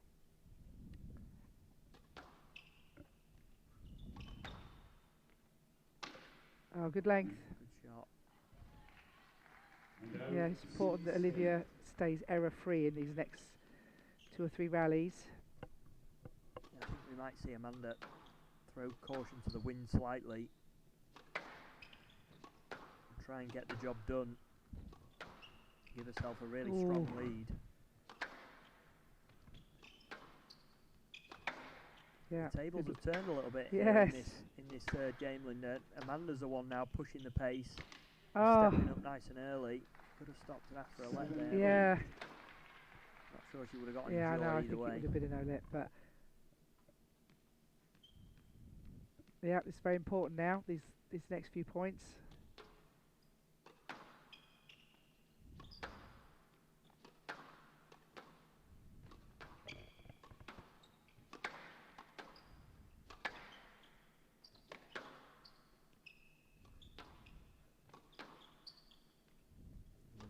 Stepped up. Oh, shot. Beautiful shot. Out of nowhere, really. Yeah. Coming all the way round on that backhand side and then being able to find the angle to play that backhand kill it's at kind this of risky, stage of the match as well. At 8-7, definitely a risky shot. Yeah, Olivia was in front of it, way in front of her. But it worked. Caught her off guard. Sometimes it just feels like the right shot to play, you know. Yeah.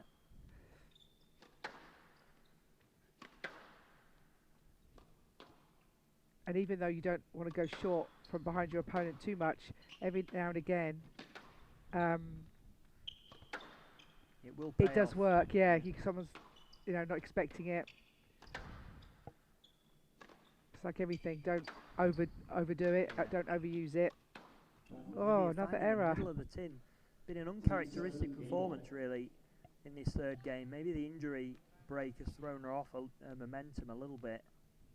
Amanda's taken full advantage to give herself a slightly unexpected lead. I'm not sure she got that.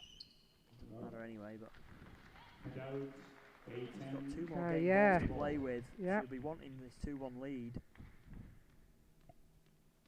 And although we never did predictions before this match, Linda, I'm not sure this would have been on either of ours. No, I think I said in the office actually 3-1 to Olivia when someone asked me.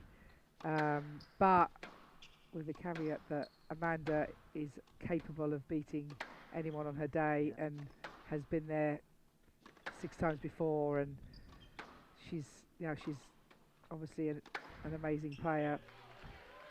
The subtle little hold there from the front from Olivia, making Amanda commit one way and then sending her the other. And this is similar to the second game now. 1 more game ball for Amanda. Olivia definitely stepped it up these last few rallies. Oh, she's wow. found the tin again, and a big scream from Amanda. And the number 2 seed has taken a 2-1 lead here in this final. From out of nowhere, really. The injury break seemed to slow Weaver down ever so slightly. Amanda has taken full advantage of that break here, and she's put herself 1 game away from her 7th national title. I don't think I've ever seen Olivia make quite so many errors actually in recent times. Yeah, she must have made 4 or 5 errors in that game. Especially towards the end. Yeah. And Amanda just hung in there. It was great. Yeah, she took advantage of the injury break. Saying before that sometimes it's hard for the person who's not the injured player to get back into a rhythm, and it didn't phase her at all. And it was actually Olivia who struggled to sort of reset and get back to what she was trying to do. Obviously, it was very early on in the game, so Olivia probably just come out with a slightly adapted game plan, and that maybe just sort of threw her off a little bit. Came out of the mind, and Amanda really focused, took full advantage of a slightly weaker Olivia there in that third game. I'm sure we're now going to see a big push from Olivia here. Yeah. She's not going to let this go down too lightly. But I also feel like Amanda should come out with all guns blazing, because you know, she's still got another game if she needs it. If she really gets stuck in and gets in front and uses, you know, and attacks, it could pay off. If she gets a good lead in this fourth, it could make Olivia a bit edgy. And she's been uncharacteristically edgy, I think, making a few errors. Yeah, she definitely struggled the last sort of 10 minutes of this match. Yeah.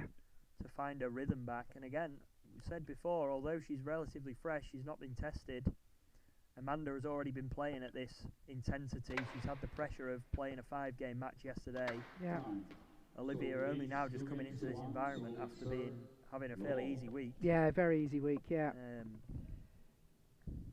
All right, let's see. This environment is tough in a final. So Weaver, a Philly native as well. Yes. Home crowd. Oof. Maybe he's going to be wanting to get off to a strong start.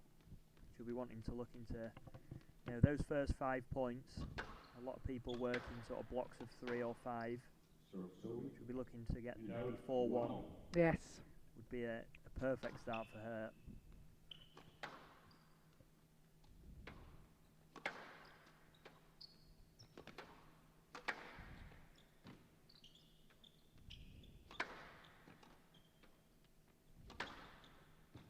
Lovely hold from Amanda.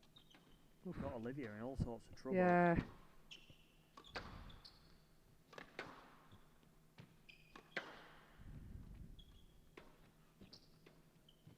Ooh. Oh, yeah. Okay. That may have worked against someone else, but Olivia was onto that. And they're the rallies that, even though I know she lost that rally, but they're the rallies that Amanda does not want to be getting involved in. No. You know, she's got to find a way out of those rallies because it's going to affect her in the next sort of 3 to 4. You see there, she went for an ambitious attack off serve. She's got to find a way out of those rallies, even if it does mean she gives up that point. She's not going to be able to outlast Olivia. That's where lifting it up, though, here and there is going to help. There's no point, you know, unless she's the one on the tee attacking. If she's not in front of Olivia, she's going to have to use some height and reset a little bit. Yeah, you can see that rally has put a bit of work in, and Olivia has got off to that 4-1 lead we were talking about. That's the first block of 5 out the way. Just makes the games a little bit shorter in the minds of the players. Yes. I don't know whether you used to think like that, Linda, but going on. Not in box of 4 or 5, but I definitely tried to think about the middle of the game, having another push in the middle of the game, because you start off obviously really trying to come out strong, and then you could kind of wane off a little towards the middle, so you sort of almost have to remind yourself to like keep pushing up, keep taking the ball early, kind of mid-game. So kind of. Yeah, I was always taught when I was younger to try and play in blocks of 3. Oh, interesting. Because I always struggled at the start of games to come out strong. So working in smaller blocks seemed to help for me a little bit. Sharp. And then Olivia's come out all guns blazing in Oh, it. yeah. And we're looking like we're going to go to a 5th. This is where we might see Amanda take a foot off the gas a little bit, start preparing for this 5th game. Because she's going to have a real physical push if she wants to try and make a comeback in this game, which for me, against somebody like Olivia, is probably not worth it in the long run. She would probably much rather be able to go all out in the 5th game than try and do any damage here, really. Olivia will now probably be thinking about trying to put some longer rallies in. I just don't think Amanda's going to be too interested in that. Yeah, she's clearly going short off everything at the moment. Yeah. And although Amanda is going to lose this game, it's not going to have hurt her physically to really go for it. Yeah, she kind of gave up those last 3 or 4 points, didn't she? Oh, what happened there? 10-1. I thought it was. Yeah. Yeah, she obviously didn't want, as you say, she wanted to save that energy for the 5th game. Olivia's going to have to feel good after that 4th. But now, you know, there was no duration to that really. Probably, I don't know, what, 5 minutes of that game there. It's not going to hurt Amanda physically, mentally maybe. couldn't quite get off to the best start, but now she's going to really have to give a big push. Yeah. So this is, last match of the week for these guys. We're going to see all out squash here. They're not going to leave anything behind. Yeah. So there's something about that 5th game, knowing that there's nothing beyond. You really can literally leave it all on the court. All there, and just not letting Olivia get off to that big start again. When she got to 5-6-1, you could kind of feel it was inevitable at that point that we were going to be going to a 5th, and Amanda accepted defeat and trying to regroup now for this massive 5th game. And everyone loves a 5th game. Yes. All the neutrals will have wanted to see a 5th game. All those fans in the crowd have come out. They didn't want a short afternoon of squash. I can see Olivia's parents in the middle there. Yeah. That's her father, isn't it, with the olive green sweater. Yeah. I think her mother just supporters. over to the left. Yeah. I'm sure they're feeling anxious but happy probably with that 4th game. Maybe feeling a little bit less tense now she's come back to 2-all. And we see both players re-entering the court for the final time this week. One final push for them in this women's final. Are we going to see Olivia Weaver retain her title here this weekend, or is Amanda going to snatch it back off her for her 7th national title here at the Ireland Spectre Centre? We're just seconds away from this 5th game. I'm going to put you on the spot, Linda. Who's going to take it? Who have you got? I think Olivia. But I hope it's a great 5th game. I mean, we want to see a close 5th, don't we? We don't want one or the other of them to walk away with the 5th. And Amanda's gutsy. She's not going to roll over. Look what she did yesterday against Marina. We thought she was down and out, and she found a way to pull herself back into the game. So, I think she'll, even though Olivia seems to have found her rhythm, and Olivia seemed to have found her rhythm. They seem to be carrying into this 5th. I think Amanda's not going to stop trying to find solutions. Yeah. Yesterday, if you didn't see, Amanda was 8-5 down in the 5th game against Marina. Like you said, she was looking down and out, and then all of a sudden, she came back and won that game 11-8 to bring herself today to the final. So another 5th game for Amanda. And she's going to leave it all out there 100%. As much as she's won it 6 times, she's going to want to add a 7th. Yes. When you get to this stage of your career especially, there might not be too many more for Amanda. Probably one of the best chances she's going to get. Yeah, Olivia's really taken the pace up, lifted the pace, hasn't she? She's staying in front of Amanda. This is what she needs to keep doing. She's going to get this title. Oof. That was not the thing you want to do when you're already 2-love down in the 5th, to go for a winner off the return of serve. She needs to get a point on the board here, Amanda, pretty quickly, just to settle the nerves for this 5th game.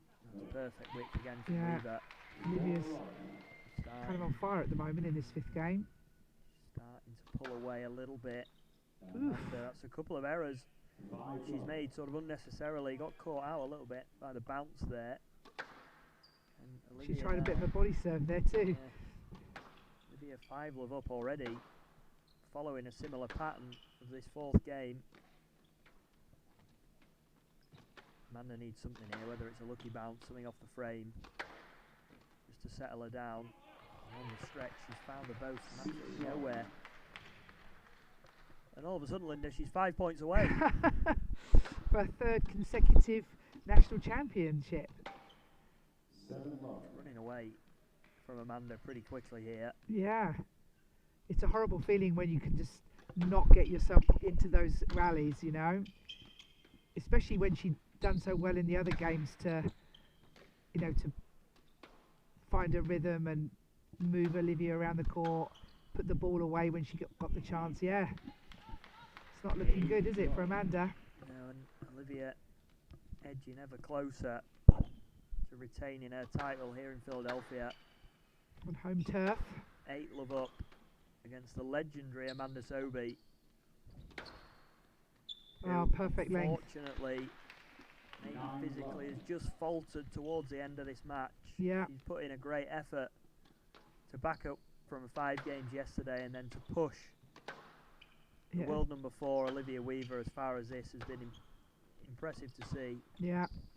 It looks like after that 3rd game it kind of emptied her tank a bit and she just didn't have the push that she needed physically. And there's the one. Look at that. We didn't want to see a bagel there, did we? No, we did not. But Olivia would have gone for it if it was there.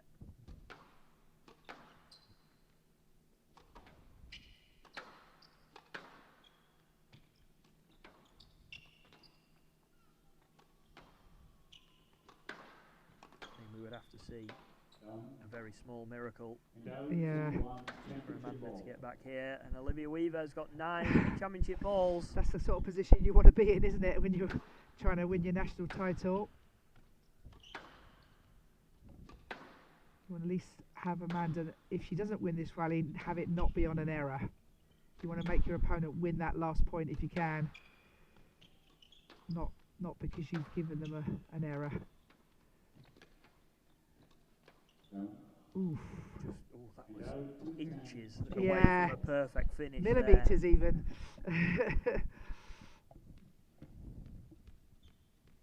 Yeah, I mean that's why I say you don't want to. You want to make that person win the point, and that's, you never know. Sometimes some errors can creep in, and suddenly you feel carefree because you think, well, it looks like it's over. You're never too far behind to lose.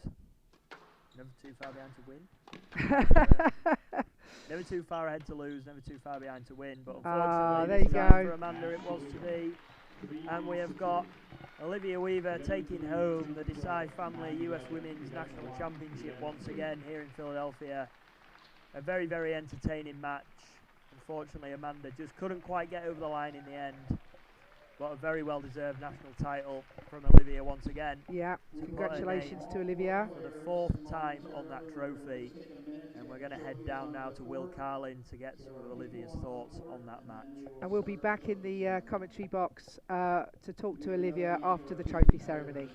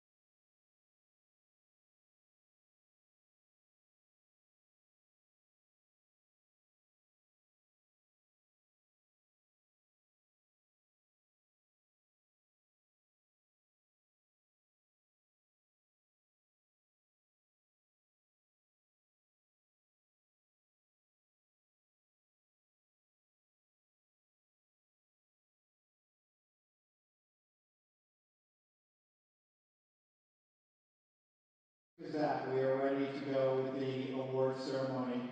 Before I begin, I would just like to introduce the 2 people who are on court. Over on your right-hand side is Desai, who is obviously one of the members of the Desai family. Also played #1 in Navy way back when, and is a great squash player all the way through the juniors and in his college career. Desai, everybody. And of course, this is the new CEO of college squash, of U.S. squash and college squash for that matter, Molly Saman, and she's going to be speaking in just a moment. Can we give Molly a hand, please?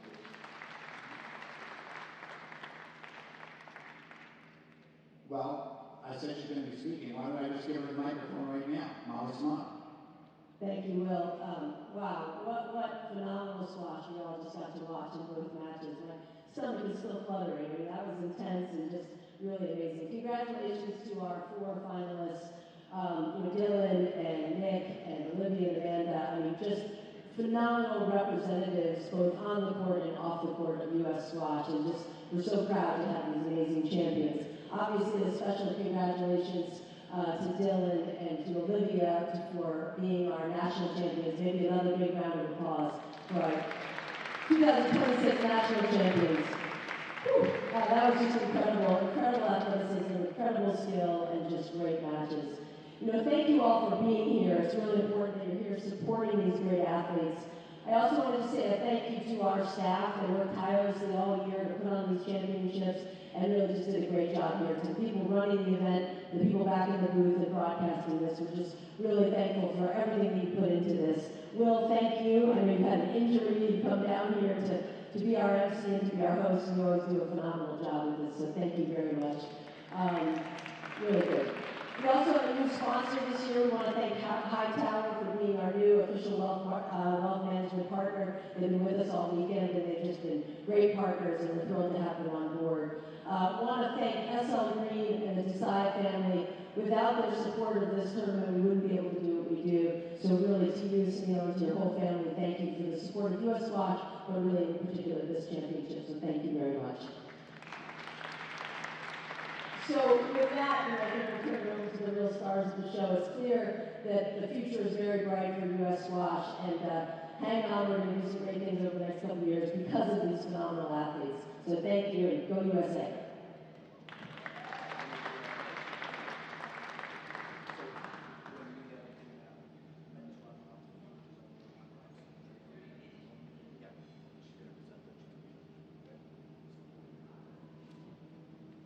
All right, so with that, I would like to introduce the runner-up to the SL Green Men's U.S. Champion. Could we please welcome back on the court, Nick Spizzeri.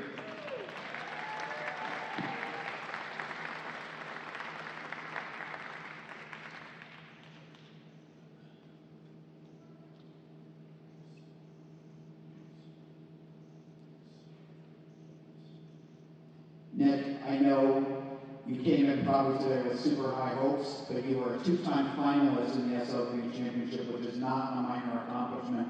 You've also been an unbelievably hot streak recently playing pro squash.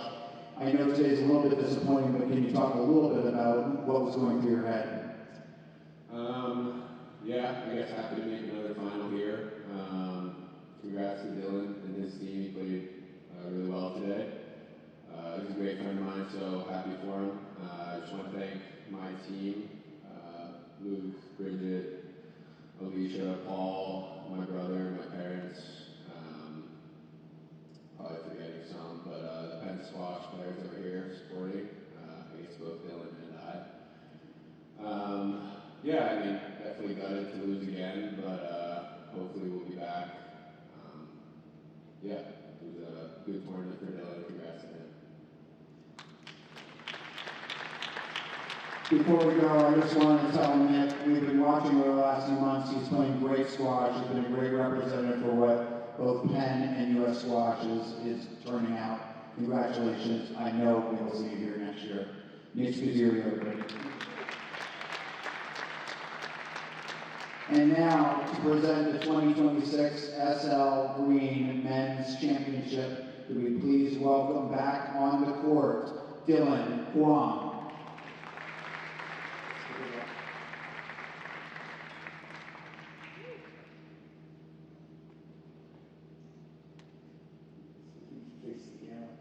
You may want to put it down to your feet after we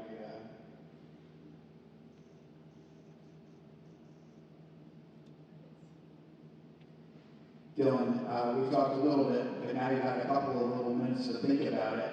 Tell me what's going through your mind now. Is it starting to sink in that you are the 2026 U.S. champion? Yeah, definitely had a few minutes to call my family and just kind of live in the moment. And now come down a little bit. But yeah, just happy to be here and happy to get it done today. I also, Nick also mentioned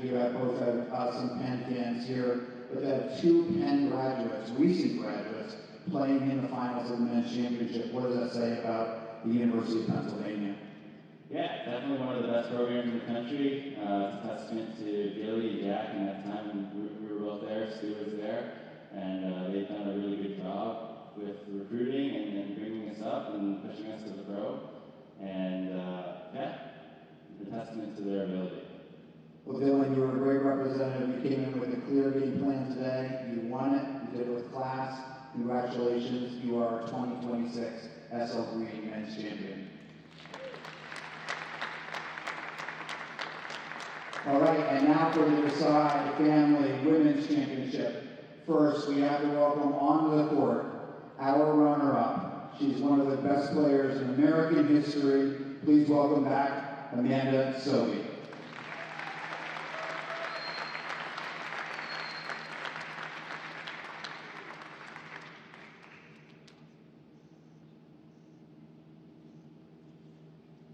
Amanda, I mean, you never go down easy, do you? I mean, it's crazy. You lose the first game, and then all of a sudden you're up 2-1.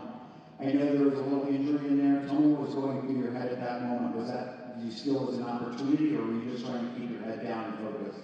No, I mean, I never want to ever injure an opponent. Yeah, it was just unfortunate what happened, but I just tried to keep my composure and stick to my game plan and, you know, try and just see how I go up against top 4 players. Liv's been playing great, and, you know, she's showing why she's top 4 in the world, and, yeah, it just comes back stronger and stronger, and even though I kind of don't go out without a fight, no matter how many times I get knocked down, she also, like, yeah, comes back at you. So, you know, it was an enjoyable match, and congrats to her. I mean, I just look at this whole tournament, Amanda, and when I think about the whole thing, you're just constantly there. Yesterday, coming back, 8-5 down in the 5th, and you win the last 6 points. Today, you're 1-0 down, you keep coming back. I know this is what has made you so great over all these years, but this feels like a very successful week to me. Do you too? Yeah, absolutely. I mean, just to be able to, like, play 2 5-gamers and, you know, just show that only, like, to myself mainly, of just not going down without a fight, and no matter just what the score is, to just keep chipping away at it. And I think just a testament to kind of, like, what I've overcome throughout my career and everything, about just all the setbacks and challenges. You just kind of pick yourself back up and just keep going. So this kind of shows a little bit this week on court, testament to who I am, and hopefully we can just keep carrying on and keep enjoying playing and be healthy and happy. The two behind you have been recent teammates at the University of Pennsylvania.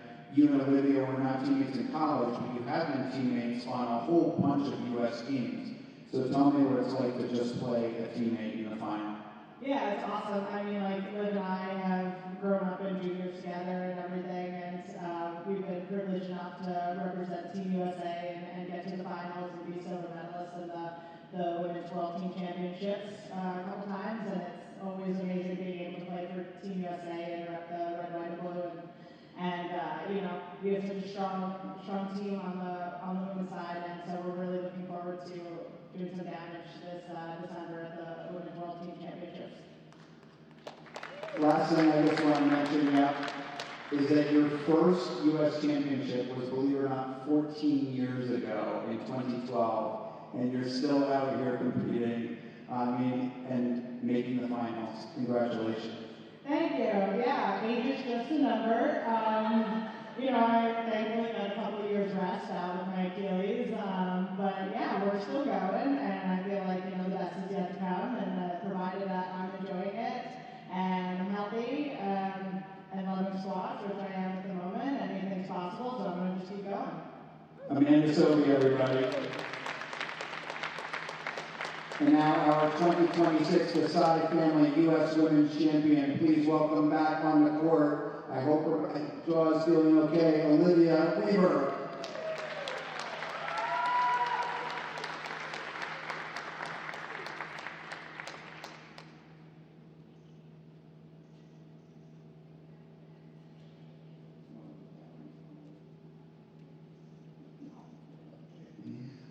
First first, congratulations, 3 in a row. So before we get to what happened during the match, just third time national champion in a row. Tell me how that feels. Yeah, it's amazing. I think if you had told me when I went pro originally I was going to win one of these things, let alone 3, I don't know if I'd believe it. So just really proud of sharing the court with a champion like Amanda today, but to be a part of the era of women's squash right now in the U.S. is a huge honor, and I'm just proud of how I battled through the match today. It was really tough. Amanda made it really, really hard out here, and really proud of just how I picked myself up and finished strong and found a way. So you had this injury really at the start of the second game, and all of a sudden that game's gone, and then the third game, she still wins the third game, and you've got to be thinking, what do I have to do? What was going through your head at that point? Yeah, I was honestly just trying to collect myself, try and find composure, try and focus on my game plan, and just ease my way back into the match. Honestly, the support in the crowd went a long way. My brother and sister-in-law and nieces were really supporting me loudly, and that I think gave me a little boost in energy, as well as my parents, family, Bobby and Bridget in the front row. So it was I really felt like I had so much support today, and I think that paid off. Well, I heard those little high-pitched voices go with you too, so they were making themselves clear. You mentioned before about the great performance of U.S. women, and if not for Amanda's sister Sabrina just recently tearing her Achilles tendon, we would have had 4 women in the top 20 in the world in our U.S. National Championship, and you've been a huge part of that. How does that feel to you? It's incredible. It's just, when I was growing up, it was really Amanda and Olivia paving the way. They were really making their footstep on the international stage in a way that I don't think anyone else was.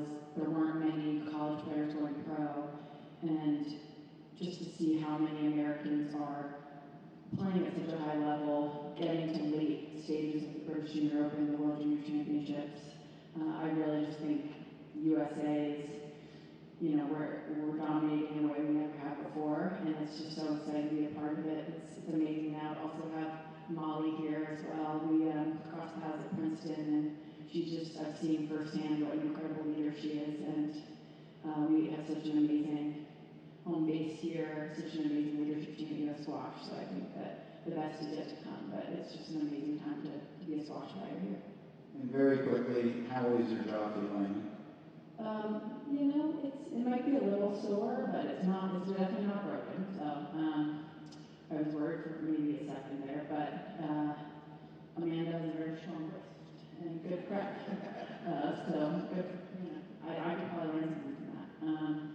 But stuff happens out here on the squash court. You're sharing a very small space with another strong, explosive athlete, and things happen, so you kind of always have to be on your toes and ready for anything, but really pleased with how just to be able to bounce back and find a way.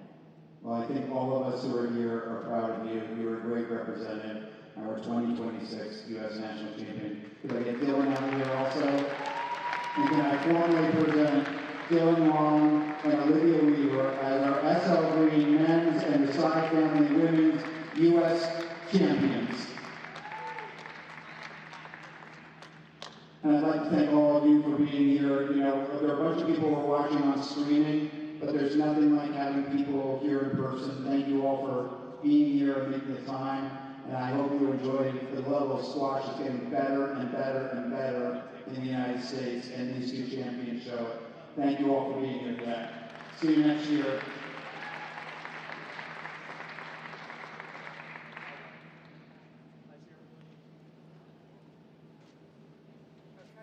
Great trophy ceremony, obviously. So, Nick, what did you think of that women's final?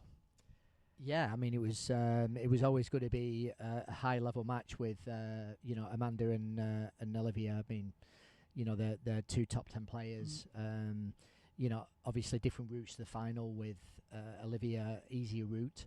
Amanda having a tough game yesterday against Marina, but I mean, Amanda played really well there. I mean, she certainly the second and third she was she was hitting through her feet a lot more and just changing angles and just causing a lot of trouble for Olivia. But Olivia showed her class in the end and why she's 4 in the world. Yes. And came through it. But it was a great game. Yeah. No, it's been a fantastic week. Are there any other parts of the week that stand out to you? I mean, obviously we had our challenges with the event, with changing the date, but normally we have a stronger women's field. Not stronger, but more depth. Yes. So that would have been nice, but it's nice to see a draw on the men's side, which is our top elite players who are in Team USA, but also our college players. Yes. And also our really good juniors who are now sort of transitioning into college. Yes. I mean, you think Dylan, our winner, had a tough 3-2 match in the second round against Tad Carney, who's graduating from Yale and will come into our program in May. But it just shows you the level that Dylan wins, and he could have easily gone out in the last 16. Oh, that's crazy when you think about it. Yeah. And it's exciting for, hopefully Tad will feel good about the fact that he almost beat Dylan, and then now Dylan's national champion. 100%. And I think it's it just having a new name on the trophy, and Dylan, the way he played and competed today was unbelievable. So great. But yeah, I mean, we have a big pipeline of players both on the female side and the male side. Yeah. Hopefully a good summer with our Pan American juniors and World Juniors. Yeah. And then into the seniors, starting with the seniors in the Pan Am Championships in Paraguay, and then leading into the World Team Championships in December in South Korea. So wow, so it'll be exciting to go to South Korea. Yeah, it will be. Yeah. And obviously keep our players healthy, and hopefully we can go there. Certainly on the women's side, and it'll be an interesting year because there's a lot of transition with what's going to happen with players potentially changing nationalities for the Olympics. Yes. So it's going to be an interesting one with Egypt. I mean, we lost to Egypt in 2024, so our goal is to try and win that gold on the ladies' side. So wow. Well, it's going to be a lot to go still this year, basically. Always busy. Yeah, and you've got the World Championships and the British Open, I think, in the next month, I suppose. Yeah. I think the players are heading off maybe tomorrow or Tuesday to the World Championships. And then obviously the British Open in mid-May. Yeah. But yeah, I mean the calendar's a lot more spread out now and a lot busier. I think Olivia's probably got the World Tour Finals. Coming up in June. So I mean it's always busy, and that's we're looking at transitioning our next college players and our top junior players. Yes. Into just getting them understanding the level and try to continue to raise the bar and try and compete with Egypt. And try and get them to play some of those like challenger PSAs and things like that. We've got some exciting news on that hopefully in the coming weeks. Yes. Well, thank you, Nick. Yep. It's been pleasure. a great week, and it's always great to get your insight. Yeah. And good luck to you and all the team in all the competitions coming up. Yeah. No, thanks very much. Yeah. All right. Thank you. Bye.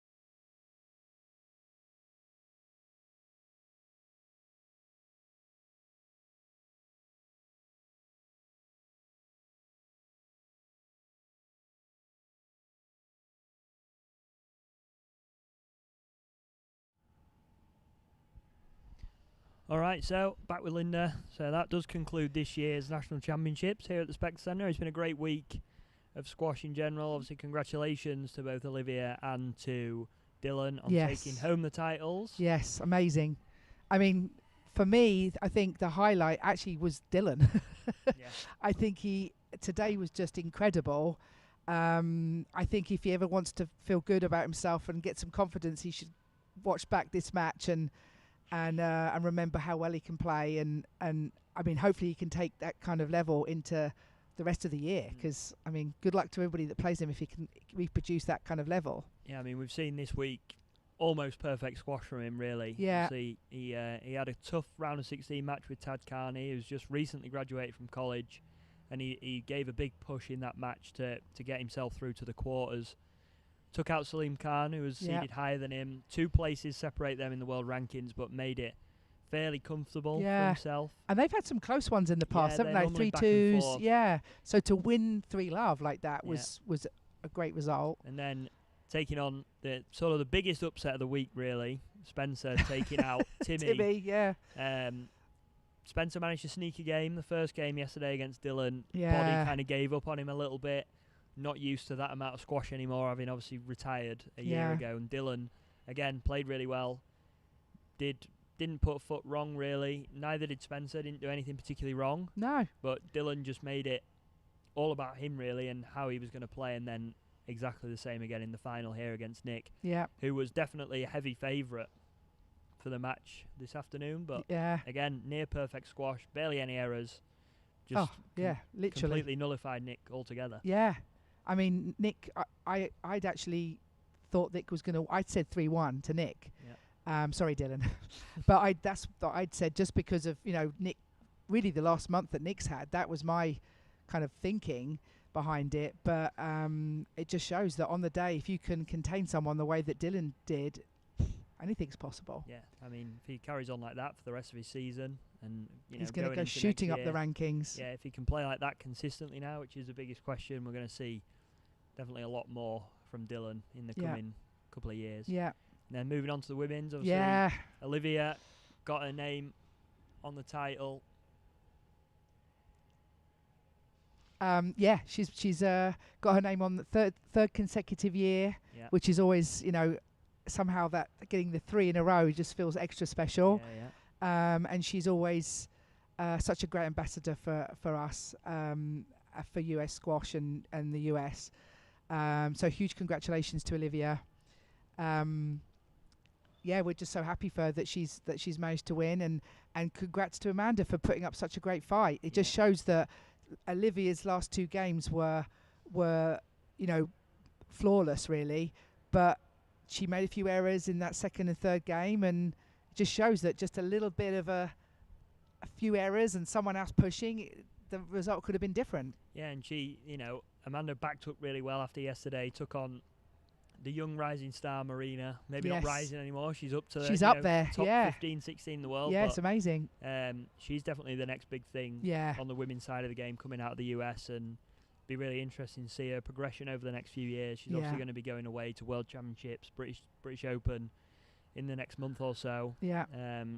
And she'll be back for more. I have no doubt she'll have her name on that trophy. Oh, I think very, so very too. Soon. Yeah. I mean, look, even next year, like in a year already, in this last year, her level has gone up exponentially. So I feel like just now she's had some big wins, and I think she's going to really have the belief, and that's a big part of it, honestly. She's always been fit and strong and mentally strong. Now some belief in there too, some real belief, knowing that you can get some big wins. So I think it'll be really fun to see what they all do in the coming tournaments. Yeah, she's definitely going to have a lot of challenges ahead. We've not seen her take out any of the really top end girls just yet, but she's definitely getting closer and closer. She is, nearly taking Amanda out yesterday, and she's showing very, very promising signs of an incredible squash player, and there's no doubt that she's going to have her name on that trophy. We are coming to the end of the day. We're hopefully not going to be waiting too long for Olivia to make her way up so you can interview her. We'd love to hear a few words from her. I know she had a few words with Will, but it's always good to get her up on the sofa and see what she has to say about her whole week and what's coming up in the near future. Be great to see her. Yeah, we'll see. Hopefully we'll be back in a couple of minutes, and we'll speak to Olivia then. Thanks, everyone.